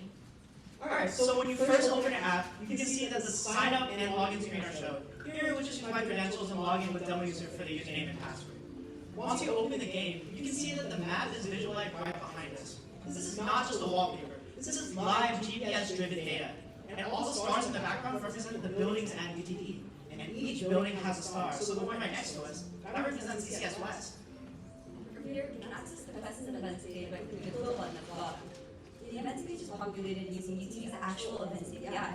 So from here, we can get events descriptions, locations, and timings. So any event you might not have known about, now you get it right here. I know I would appreciate that a lot as a freshman who missed so many cool camp events. From there, we have the quest screen. These quests are AI generated, but just because they're unique doesn't mean they're not also tailored to UTD-MS. Some of you might have noticed that there's something glowing on the map earlier. That's because we're close to a quest right now. So why don't we go to AR mode so that we can see what object we have to collect. Once we open AR mode, you'll notice that the quest that's currently active is on the bottom of the page. So, if we look around, can anyone see the object that we have to collect?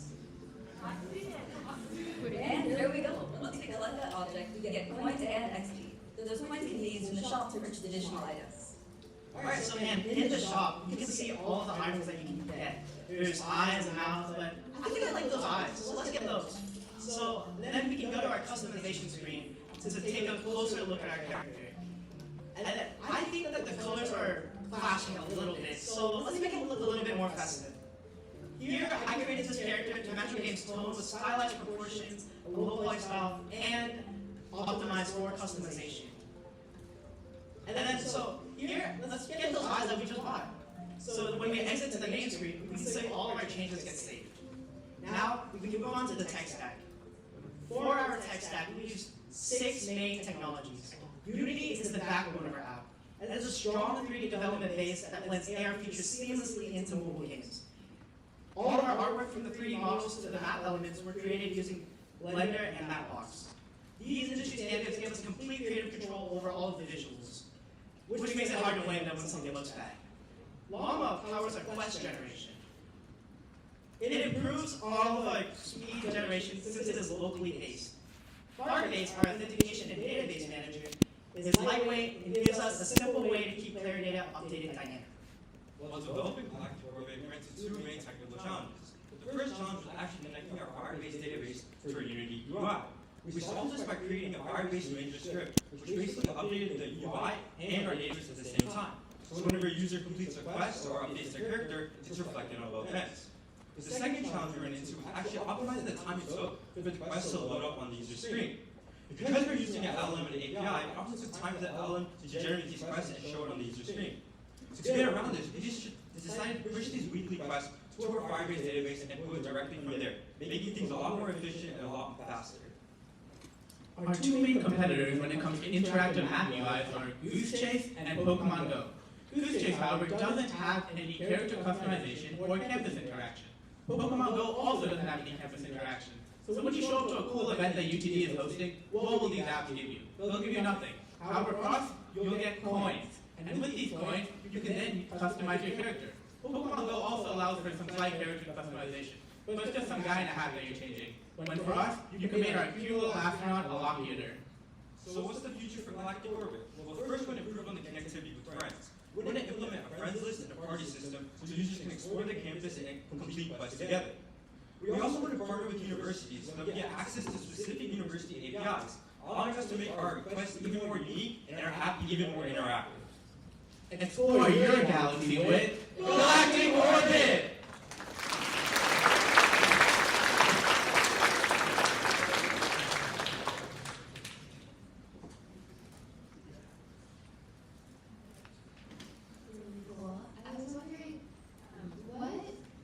What algorithm or what logic did you put into how objects show up around campus? So our logic, it pulls GPS data from your phone, right? And we have quests where that have a location tied to them. So when you're close to the quest, it'll spawn that object in the vicinity of you. Is that what your question was? Yeah.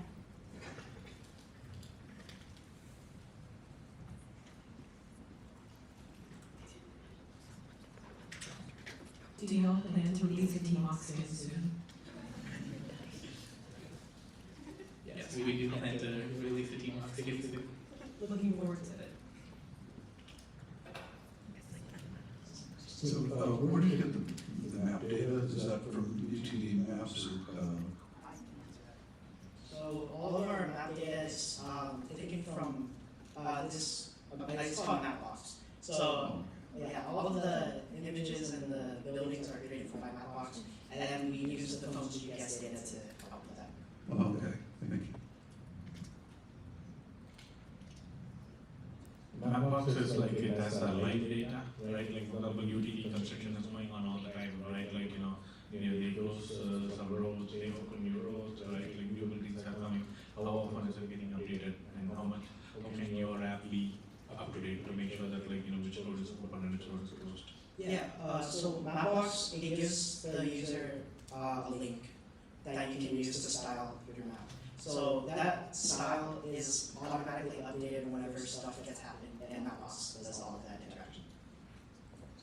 Thank you.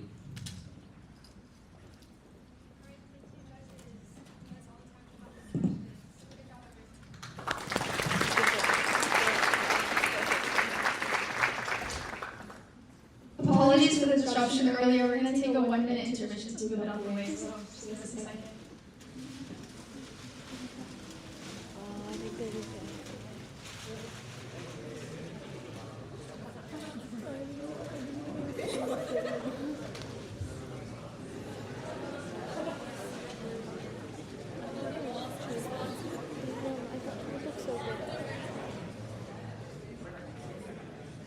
At least, like, I wish we had a whiteboard in there. Because I'm doing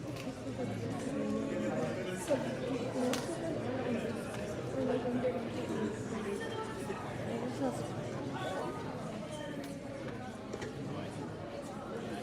no, I literally wish there was a whiteboard in there. So Alright guys, we're going to get started in a second.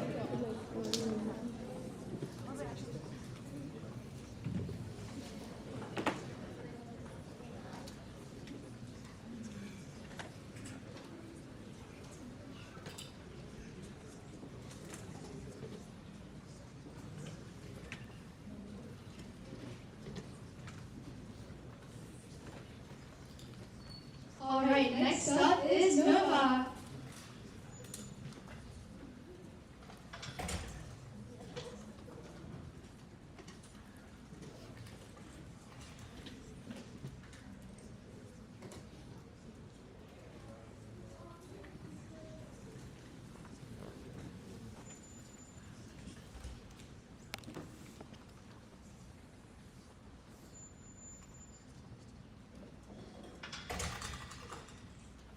Alright team, movie night.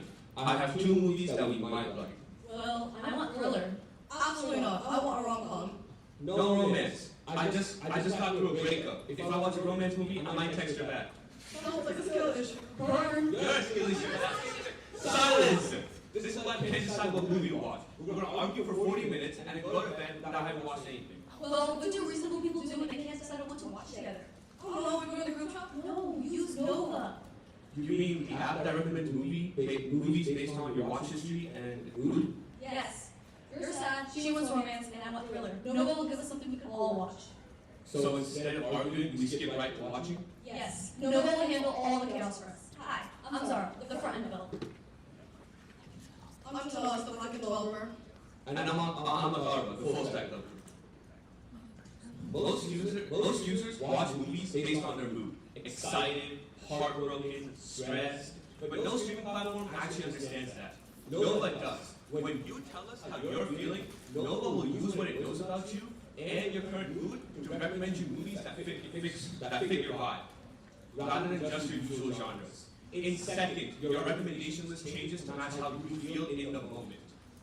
Not sure what mood you're in? It's okay. You can skip that, and Nova will still give you great recommendations based on your taste. While mood captures the moment, Nova's recommendation system learns the bigger picture. As you bookmark, rate, and explore different genres, Nova's graph never grows with you, powering smarter and more accurate personal recommendations that grow over time. The preferences you share during onboarding then enrich our personalized payment model, which delivers group-based recommendations, so you and your friends can skip down the debates and jump straight into the perfect movie. And even with our smart recommendation system, sometimes you want something more specific, and that's where Smart Search really shines. The moment you start typing, it gets to work. The moment you start typing, it picks up your descriptors and matches them to movies that match your taste. So whether you only remember a particle plot or a single word, Nova will find the best match for you. It's quick, it's smooth, and it finds exactly what you were looking for. That's why, see Nova in action. Thanks, Zara. Now that you know all of our core features, let's see Nova in action. Starting at authentications, users can either sign up manually or just skip the boring parts with Google. Then Nova will guide them to a quiz where we will learn more about them so that we can recommend them better movies. Starting with the main genres, I tend to like action, horror, thriller, and adventures. Then we can move on to the mood section. Since I did just get through a breakup, I want to watch something that's chill, funny, and moderate pacing. We can even put our providers in. Because we're all broke college students, we likely only have Netflix. So let's select that and move on. Now, it will give you movies to swipe on based on your favorite genres. Because our app is a group focus, I want the audience to participate. Tell me right if you like the app, and left. Tell me right if you like the movie, and left if you don't. Right. Keep going. I want more energy. Go. Come on. Keep going. Now that we've rated at least 10 movies, we can move on to the homepage, where the real magic of our app starts. Here's the homepage. It's just all the best movies tailored to you. And if you're not feeling any of these movies, on the homepage, click the move button, and and you can adjust your mood accordingly. But sometimes mood isn't enough, and that's where smart search comes in. For example, today I think I want to watch a horror movie with dolls. And smart search can track down movies that match that description for me. And finally, to join a group, on the homepage, click the plus icon and enter the group code. Hey, Thar, what's the group code? PHO26628. Thank you. And here are the recommendations that match everyone's preferences in the group.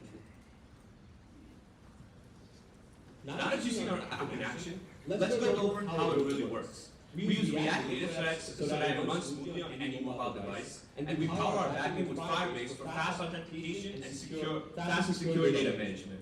Then, for movies, we use TMD API, giving Nova access to thousands of movies instantly. After that, for recommendations, we use a graph neural network for individual recommendations, and a KNN model for group recommendations. We serve all these through a fast API backend so that Nova can have recommendations instantly and reliably.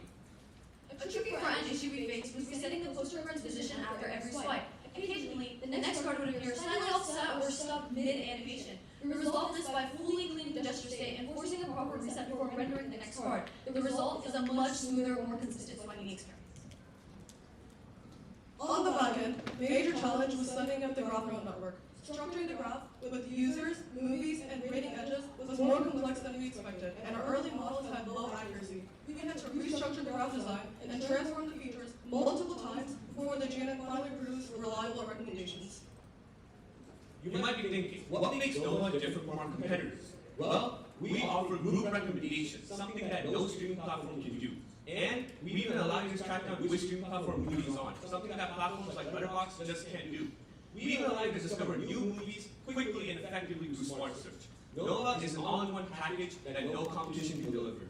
Looking ahead, we want to expand Nova beyond just movie recommendations and include TV shows and miniseries. Additionally, we want to include a clip browsing feature, where users can quickly swipe through movie clips instead of reading descriptions. Together, these features will make Nova feel more attractive and personalized for every user. We hope you use Nova, because the best movie is the one we all love.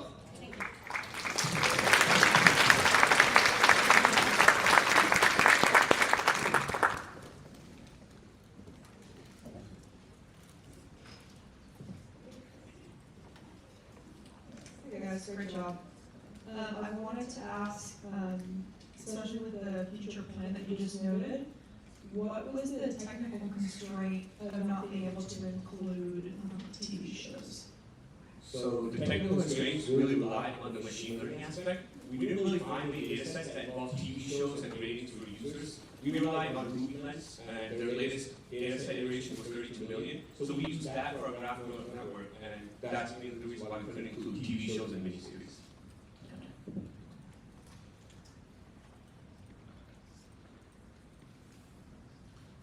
An interesting innovation. Do you consider the start devices wearables that will detect mood, for example, by looking at biometrics? Well, we haven't really considered that. We mainly just go off of things that involve movies, which is why we chose what we chose with chill, lighthearted, or maybe even pacing with fast or slow bursts. Okay.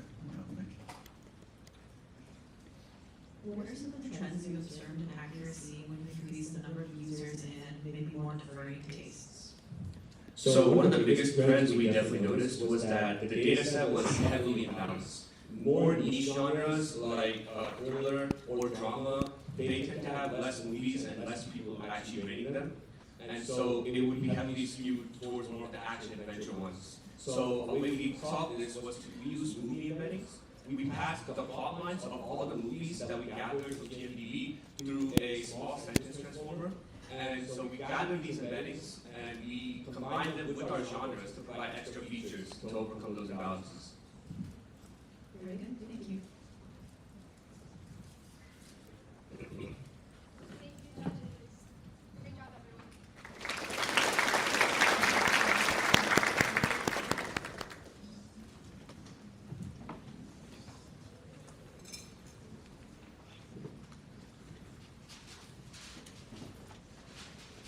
Next up, we have Team Simmer. All right. Time to make some wache, y'all. What's the first step? Put the watermelon in the bowl. All right, let's get this. Oh my gosh. Ew, oh my gosh. All right, next step. Man, my hands are wet. What am I supposed to do? I got you, bro. You simmer, and then you'll never have to touch your phone ever again while cooking. Wait. Simmer. What's Simmer? Simmer is a voice-guided cooking app that allows users to input their own recipes, speaks those recipes aloud, and even lets you ask questions about those recipes in real time. Hi everyone, I'm Kushal. I'm Patrick. I'm you. And I'm Adrian. And I'm Liana. Simmer's first core feature is importing. Simmer allows you to import from popular social media platforms such as Instagram, YouTube, and TikTok. And if those don't work for you, you can even import from websites. This gives users the freedom and flexibility to import from whatever platform they so choose. Simmer's second core feature is voice controls. This is where our voice assistant, Simi, will be able to help you navigate through previous steps, repeat current steps, and when you are ready, go to the next step, all without having to look at your phone. What makes Simi so unique is its ability to do real-time Q&A. Simi is able to humanize instructions to make it sound more conversational. And with that, you're able to ask questions such as instruction clarification, ingredient substitution, or any other questions that you have. Now that we showed you what makes Simmer so special, let's show you Simi talking in real time. After signing in to the account I've already created, we land on the home page. This is where all of my recipes are saved. But looking at the matcha recipe earlier, I really want that on my account. So let's go ahead and import it. First what I'll do is I'll take the matcha recipe YouTube link and import it into our app. Then our app will parse through the whole entire video, generating a curated instruction guide, having a list of the ingredients for the recipe, and if I really wanted to, I could also add a photo. That way I know how badly I messed up the matcha recipe. Now that we have the ingredients in the recipe instructions, we're going to send this off to our Gemini LLM, which will create a more dialogue-based transcript. This allows for more conversational, friendly user experience. Combining this with streaming allows us to have faster response times. Streaming allows us to send audio bytes continuously from the front end to the back end, and from the back end to the front end. On the back end, without posting their connections. Now on the back end side, we use streaming to convert the speech to text, and then on the front end side, we send the audio bytes, which converts the text to speech, and then sends that on the front end. Now that the actual recipe is on my account, let's go ahead and say hi to Simi. Now that you actually see Simi on the account, you can actually have a conversation with him and ask him different questions like, Hey Simi, what's the next step? here, Simi is activated by keywords like hey and next, and after that you can ask him any type of recipe question you may have.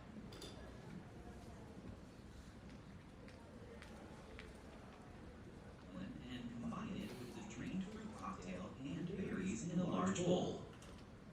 We can also ask Simi different questions like, Hey Simi, what kind of berries do you recommend for latte?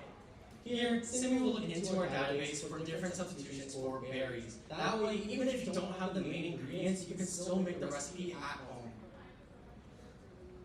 Or raspberries are all great choices for guache. Now that I know I can cook hands-free using Simmer and Simi, let's go ahead and look behind the scenes to see how it actually all works. When you open up the app, everything's being seamlessly displayed on iOS and Android devices using React Native. And then when you find a recipe that you like, you can import that recipe into our app, and then it gets sent to our Flash server, which handles how our data moves around. For our case, the data is being sent to our Super base, which stores our authenticated users and their recipes. And when you're finally ready to start cooking, our voice assistant uses LangChain to leverage Gemini, so Simi can behave like a cooking assistant. Just like you had obstacles while cooking, we had our own. Our first meeting, we looked at the timer component and got to do extensive research to find libraries that were compatible with Xbook. The next obstacle that we faced came with implementing streaming to optimize our voice assistant's response time. To truly simulate conversational cooking guidance, we experimented with streaming buffer sizes and timings, along with activating speech-to-text at certain voice levels. However, these obstacles didn't stop us from making features that our competitors lacked. In our market research, we found our most popular competitor is Delays, which is an import-based cooking app. All of our competitors lack hands-free cooking and instant answers to questions, which consumers increasingly need. With Simmer, you can finally take all those TikTok recipes you've been saving and make them. Even with all the advantages that we have, we're still thinking of ways to stay ahead of the game. For example, we want to implement a community feature so you guys can share your favorite recipe with your friends. Most importantly, we want to optimize the voice assistant by transitioning from Expo to Expo development so we can have front-end packages that can improve response time and lower costs. But finally, we want to be able to actually deploy Simmer so y'all can finally start cooking hands-free and simmer your way to dinner.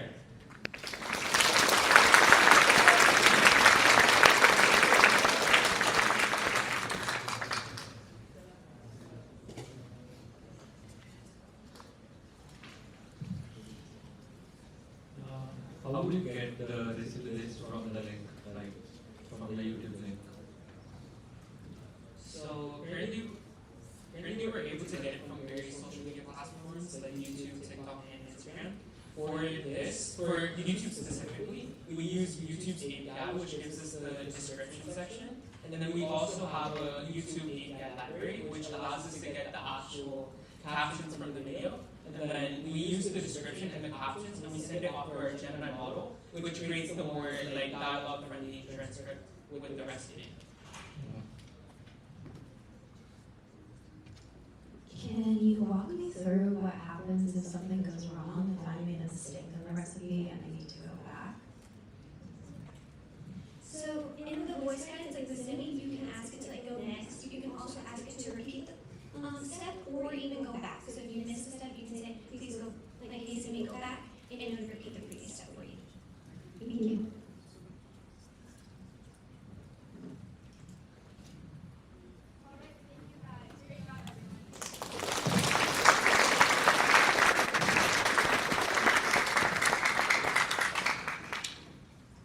And last, but definitely not least, we have Team Spin Stack.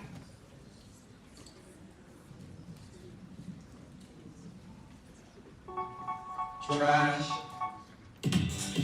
Garbage. Ugh, terrible. Oh, I just can't find any good music. You gotta use SpinStack. What's SpinStack? SpinStack is the best music app we can find and shit that's parts of any song. Bradley, show me.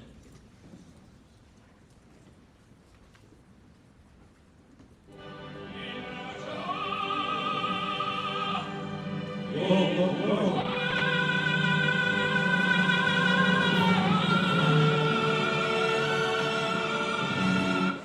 SpinStack, elevate your music, and maybe even yourself. Hello, UTV, and welcome to SpinStack. First, let's introduce ourselves. I'm Braxton Riggs, and I work on the back end. I'm Bradley Wynn, I also work on the back end. I'm Hayden Nix, and I work on the front end. I'm Mishra, and I also work on the front end. The main way you explore music in SpinStack is through our first core feature of moments. Imagine, you just had a fun day at the beach with your friends, and the sun is sitting behind you, and you think of a perfect song. A moment on SpinStack is exactly that.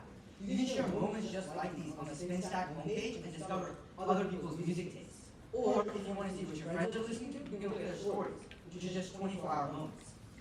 Our second feature is creating these moments. To create a moment, you first select a song, and then you get to pick a 30-second snippet anywhere within that song to capture exactly what you want. Once you've done that, you can add a caption and a custom image to make your moment even more personable. Then post it for others to see, and even add it to a stack with similar moments if you like. Our third feature is dailies. Have you ever been dying to know what type of music your friends are into without being weird about it? That's exactly what dailies are for. Dailies are basically music prompts made for groups of your friends. And these prompts can be about literally anything. And everyone in your group can send moments that they think best fits the prompt of the day. And after they send their moments, you can view each one, and then you rate the best how you feel about it. This lets you see everyone's taste in music and allows you to explore new music for yourself. Great. Now that we know what Syntax is, let's go through a live demo together. So here, I'm already logged in, and I'm going to connect my account to Spotify so I can actually play music. Once that connects, we're taken to my profile page. And here you can see all the moments and stacks that I've already created, along with my friends and everything else. So, recently, I had this song that's been stuck in my head, so I'm going to go create it as a moment. Rock With You by Michael Jackson. Once I choose a song, I'm able to select any 30-second snippet that I want. So, I'll choose the best part.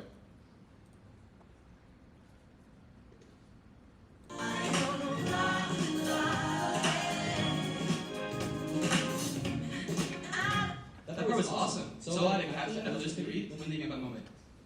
Bro, you had a custom image as well. Right, I can't forget the image. That's the best part. So I'll choose the best image ever. And once it uploads, I'm able to add it to an existing stack or to my story. But for now, I'll just create it as a normal moment. Braxton, you still haven't checked out our daily group. Oh yeah, I can't forget dailies. So for our group, the musicians, the prompt is best summer songs. So let's see what you guys submitted for the prompt, and then let's read it together. Will you try on all your lies like this? Will you try on all your lies like this? I thought it really matched the prompt, and it was a great song. So I give it a 5 out of 5. Now, how do you actually find music on SpinStack? Well, that's what the homepage is for. On the homepage, you can see everything on SpinStack. Your stories, your friends' stories, and every stack and moment ever created on SpinStack. So let's see if I can find a cool song that I can add to this.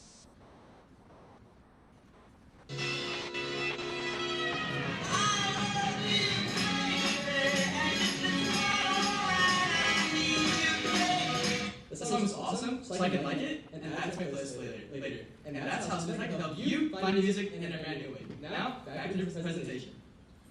Now let's get into our tech stack. For our front end, we built it mainly using React Native and ran it with Expo, which is basically just a React framework with cloud support that lets us develop our app very quickly. For our back end, we mainly used Express.js and connected it to AWS S3 for image storage, as well as Superbase, which is just a PostgreSQL database platform that we use to manage all of our user data. Naturally, being a social media and music-based app, we have a lot of competition. First is Spotify. However, they like the social features like our homepage, stories, and data features that we offer. They also know how to sharing small parts of songs. An app that does let you do this is Instagram with their notes. But these are focused on music, and it makes them ineffective at letting their users share and discover new music together. Lastly is Pinterest, which is a large platform for discovery and finding new things, but there's no connection to music whatsoever. These contrasts make our app stand out, bringing something entirely new to the world of apps.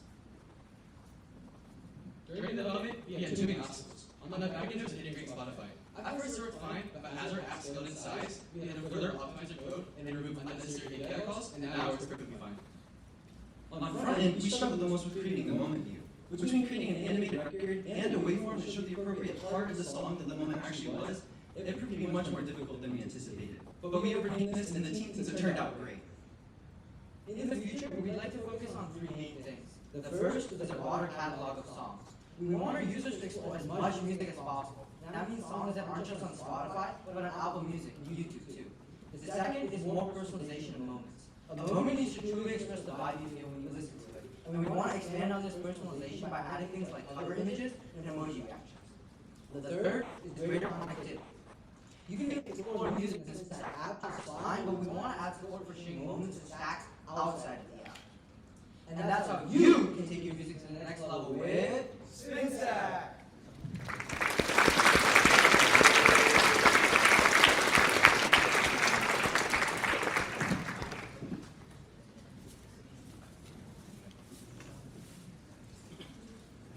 I had a question with more of the integration with Spotify.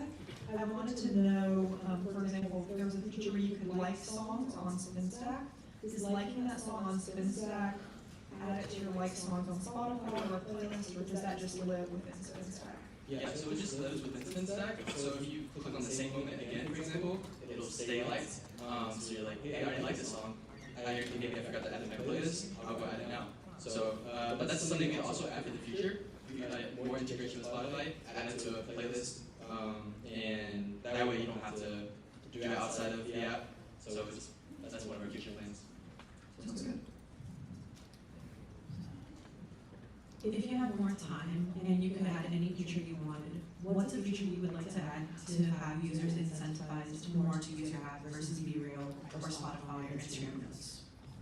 I definitely would add more in like a shareability of the moments with friends. You know, if you want to text it to your friends instead of having to say, maybe download this app and go look at my profile. That way, it's more discoverability for the app and the users. Like I always want to share my favorite songs with my friends, but if it's stuck in the app, it's a little bit difficult. But that's something I would really want to add is more discoverability and shareability. So if you share a song with someone, they listen to it through, not through your app, but through this. Okay, so there's no copyright or anything like that possible. Okay, good. Thank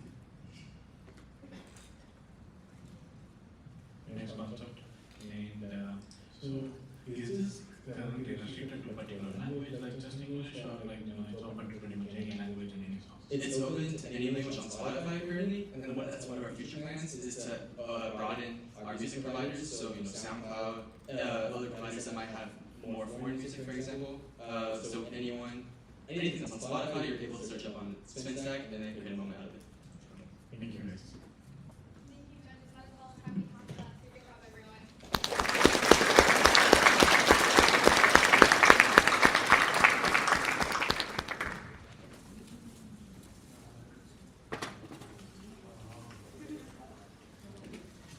All right, and that is all the presentations we have for tonight. Can I get one more round of applause for all the participants?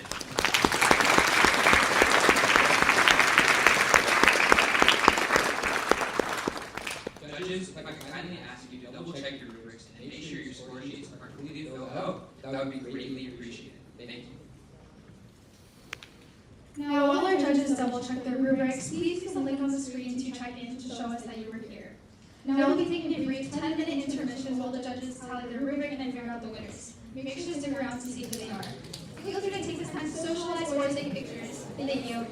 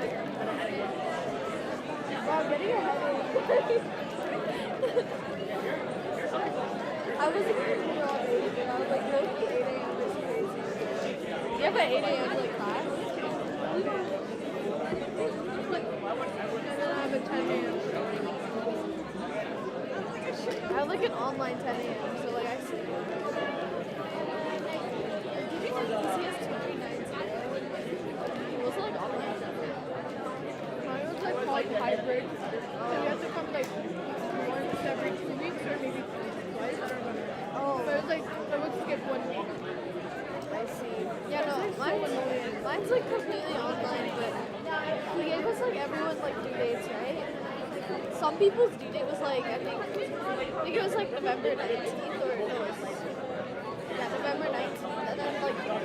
people since like December 9th with like the projects. I think that happened with us too, like with the project due date. It was all different. Yeah. Oh, why did they do that?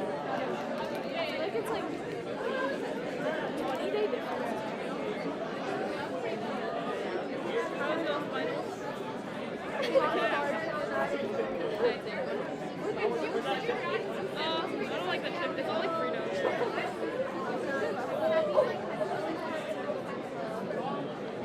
We started? I think we started. Like fine.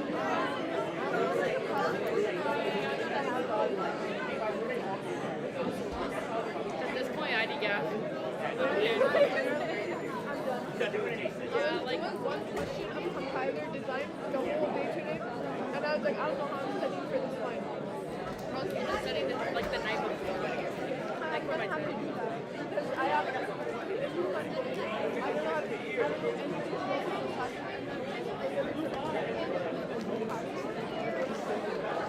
I cooked. Loki cooked. It's like really apple. I didn't realize it was apple. I didn't. Yeah, no, I thought it was like really rice. Or I thought it was like a fruit punch.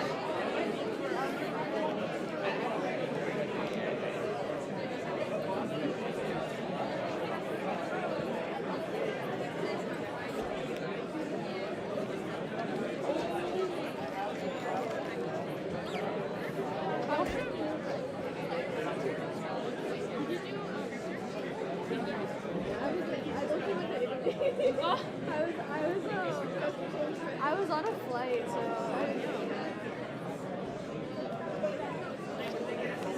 I'm hungry. I'm gonna find another bag of chips.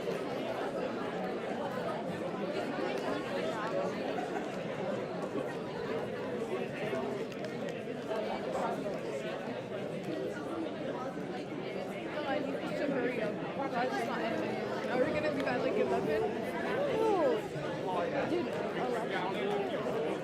We more than what happened? Did you go to 11? Yeah.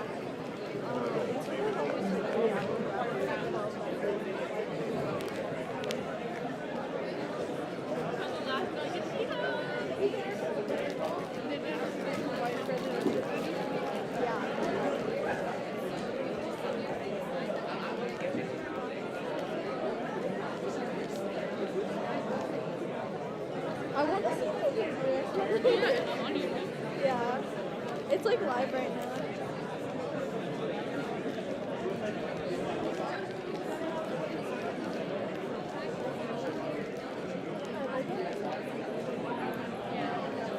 Did you really get invited to that?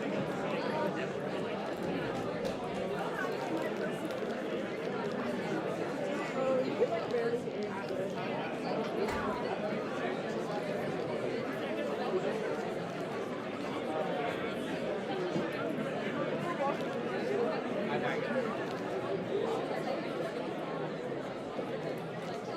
Can you hear the audio? You can listen to your own time. Really? Oh, like right now? Hold on. Let's see.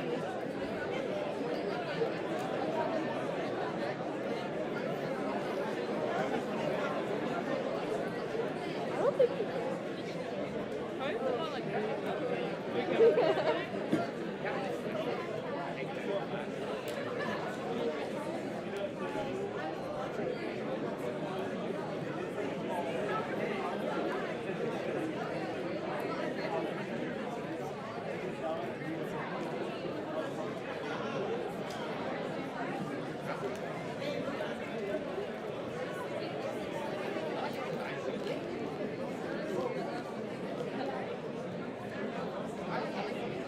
Can you hear like the front audio?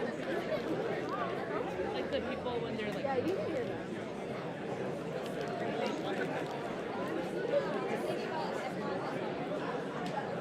Oh my god.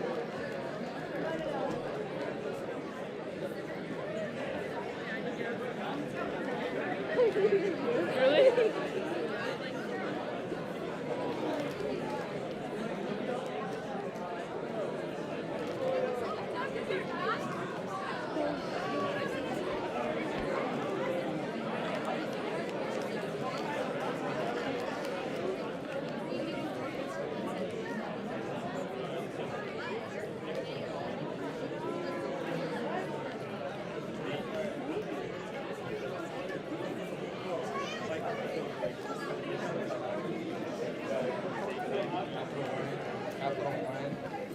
Capital One. How much Cap One? Wait, now I can't tell like what's getting the audio.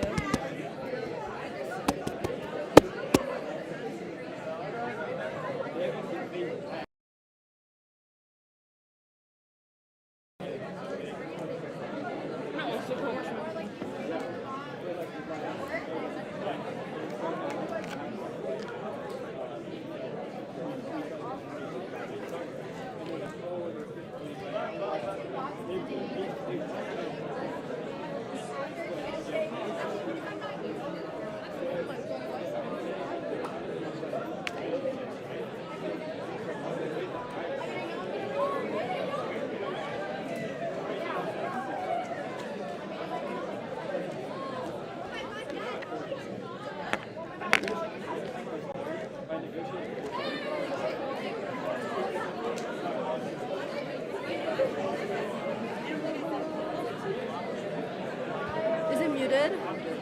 Oh, you're back. I'm back now. Where were y'all? You can low-key mute it. I think I'm like my phone's like fully charged, so okay. I'm just gonna. Yeah, I like the approach that you're taking. I really like it. And I think maybe are you and like Shashank can align on that? Yeah. That's good. As long as you guys have the same vision, like it'll make sense. And if that's all, like, I'm gonna hear them out.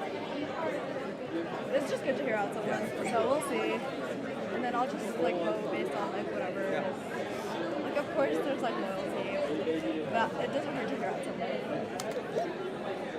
Oh my god. I'm trying to figure out how I can like plug this in. Did you talk to like music? Yeah, I talked to both of them. I found actually a bunch of people, just a handful of Adas. They're both yeah. I mean, they talk like the influential ones, like people actually have a say, 'cause that's more important. Because obviously, like, people will vote for like their friends generally, but it's finding the middle ground people. Yeah, who can like swing and like influence people. Yeah. Lots of people like that are also running for exec, like Kevin and Omni, like they're both running for BPO, and it's like they've also talked to the Sala. Yeah, we know that like BPO and BPR are for sure gonna be ADA. Oh yeah. Because there's no other. Yeah. I got elected for BPR. You do it or not? You got. I said no. I was both them reached out. I was like no. Yeah. I'm being CC though. Okay. Like I'll try for it. We'll see. If it happens, it happens. If it doesn't, low-key it might be better if it doesn't happen because that means I'm required to be there for a lot of stuff. Yeah. So maybe I'll be on the committee. Yeah. Okay. Maybe it's my time to have fun. Yeah. Maybe if you just talk to people during elections is the biggest thing. Yeah, I'll be there. I'll stick with it. Because I fully agree with your ideas. I think that's not gonna change. Yeah. So. My mom's calling. I'll be right back. Yeah. Is that looking okay? Huh? Is that looking okay? Yeah, there's like a little blur on the corner. But I don't know if that was always there. I don't think it was. Oh, zoom in a bit. I think something's like.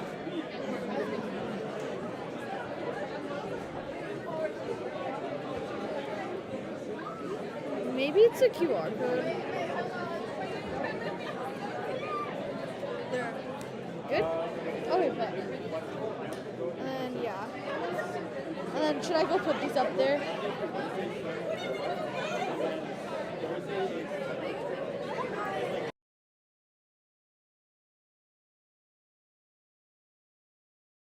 Able to hear it or hello?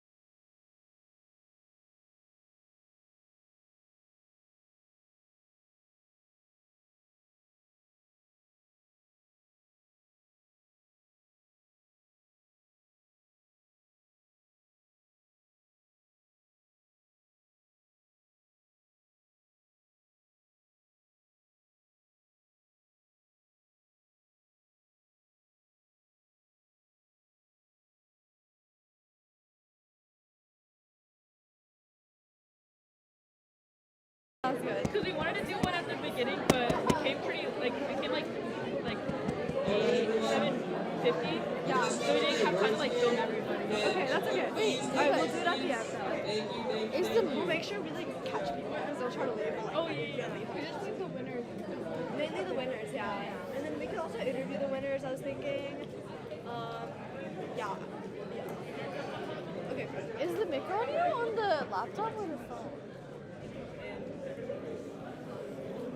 Because when I'm tapping this, it's like... Oh, right? Because I think it was on my phone at first.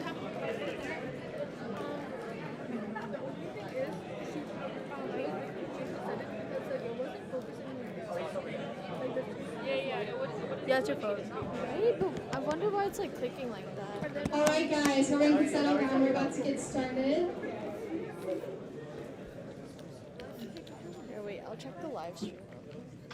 Now, before we discuss team placements, we're going to announce the awards to be handed out tonight.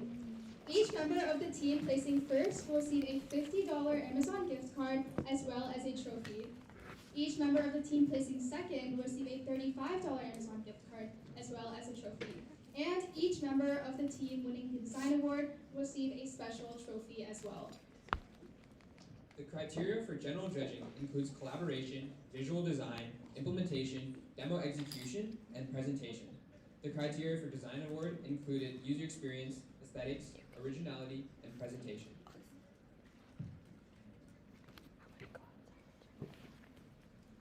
First off, we have the design award. The team with the best design is, drum roll please, Dead Diary! Guys, please come up and get your trophy.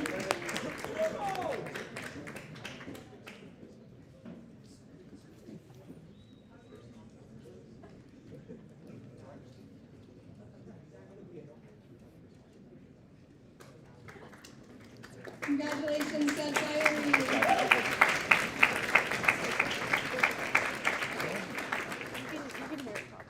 And now on to our first and second place winners. Our second place winner is, drum roll please, Team Foundry!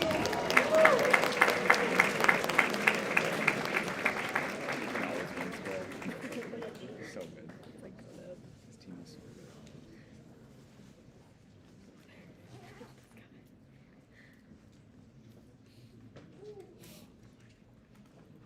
Congratulations, Foundry.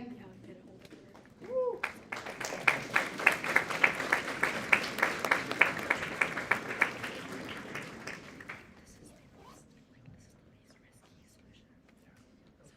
All right, and now, to announce the first place winner, the winner of ACM Projects Fall 2025. Can I get a drum roll, please? And the winner is Dead Diary!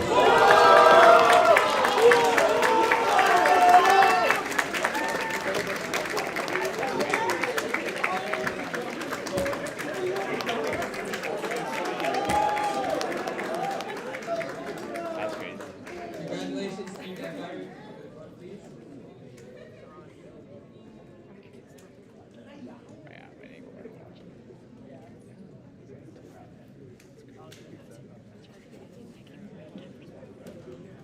It's perfect. Right, yeah, I really want to continue this, yeah.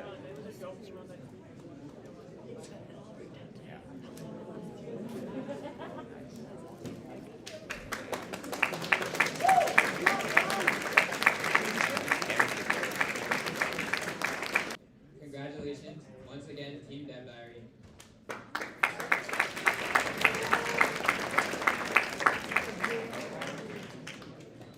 And remember guys, if your team didn't place, please don't be discouraged. You all did such a fantastic job, gave amazing presentations, and seriously created some awesome functional apps this semester.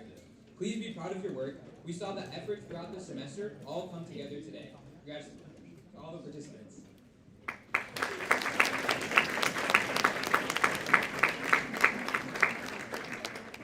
We'd also like to say bye, and before we conclude tonight's event, we'd also like to say bye to our awesome PMs, Abel, Nadiba, and Shraddha. for their amazing contributions to ACM Projects.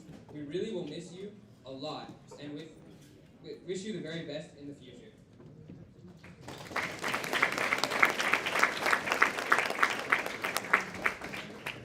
And just to add on to that, it's really sad to see you guys go. I know I joined ACM Projects as a PM with Abel and Adiba spring of 2024, and I met Shraddha last fall, and it's been such a great time getting to know you guys, so it's really sad to see you guys go.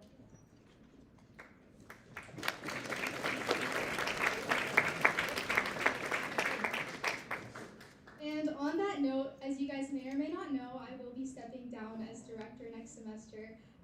And this is really crazy to say because I've been in ACM since my freshman year. So since I stepped foot on UT's campus, I've been a part of ACM. I joined ACM Projects back in spring 2023. So it's been so long.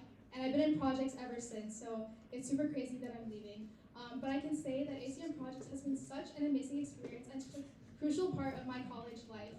And I can say that ACM Projects gave me two main things, and that's community and growth.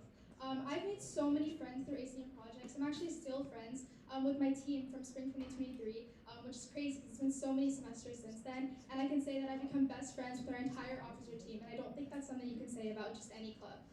So overall, like ACM Projects has really given me this great community.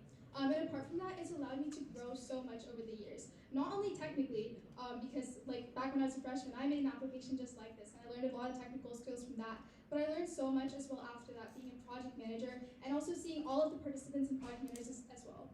I feel like these apps just get better every semester, and the growth is really crazy. And I feel like I've learned a lot from that as well, even as director. So overall, like ACM Projects has been such a great and amazing experience, and I definitely will cherish this for a long time. Thank you.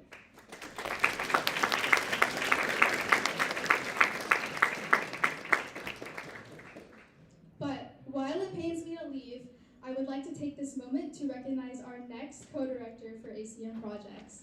Can we have a drum roll, please? Our next co-director is Suhani.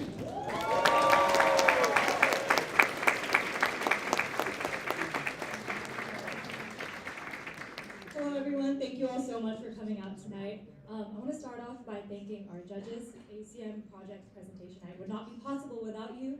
Thank you for all of your valuable insights to all of our teams and for making this night possible. Thank you to our audience for everyone who stayed up until the very end. I know it's a long night, I'll try to keep this as short as I can, but we appreciate you guys coming and supporting all of our participants. Speaking of participants, I'm really proud of everything you guys have done this semester. It was a long semester, we all learned, and I got to learn alongside with you guys because my journey with ACM actually just started last semester. It started at ACM Kickoff with a conversation with Darsh. What happened is I was in ACM events with Mercedes and Anusha, shout out, and we were helping prep the event. And at the end of the event, we were tearing down. And I had a conversation with Darsh. He was just saying hello, I was saying hi. He said, have you heard about ACM Projects? I was like, yeah, I'll think about it. And he's like, you should apply. And I was like, you know what? I'll apply. And that's when I began my journey as a participant. That participant semester was truly challenging. I worked with Lurch, my PM, shout out Lurch, I don't know if he's here. And I learned a lot. And then this semester I continue to learn and grow as a PM. And I'm looking forward to continue learning and growing as a director. So thank you to Adarsh and Kanchan for everything you guys have provided me this semester. I truly learned a lot. Thank you to my advisor, Abyss, helping me every step of the way. You guys have seen me grow from being a participant to a PM, now to a director. And a general thank you to everyone for making this night amazing. Thank you so much.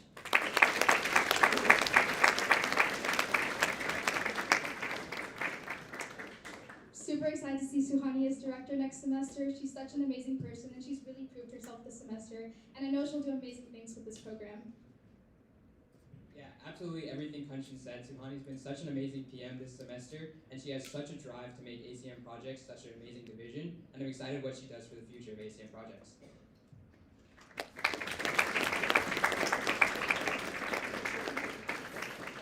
And with that being said, I would also like to say goodbye to Kanchan. Kanchan has been such an amazing leader and mentor to everyone at ACM Projects. She guides the PMs, the participants, and even me. I felt very nervous coming as a director, but she was able to guide me and support me through every step of the way. Thank you so much, Kanchan.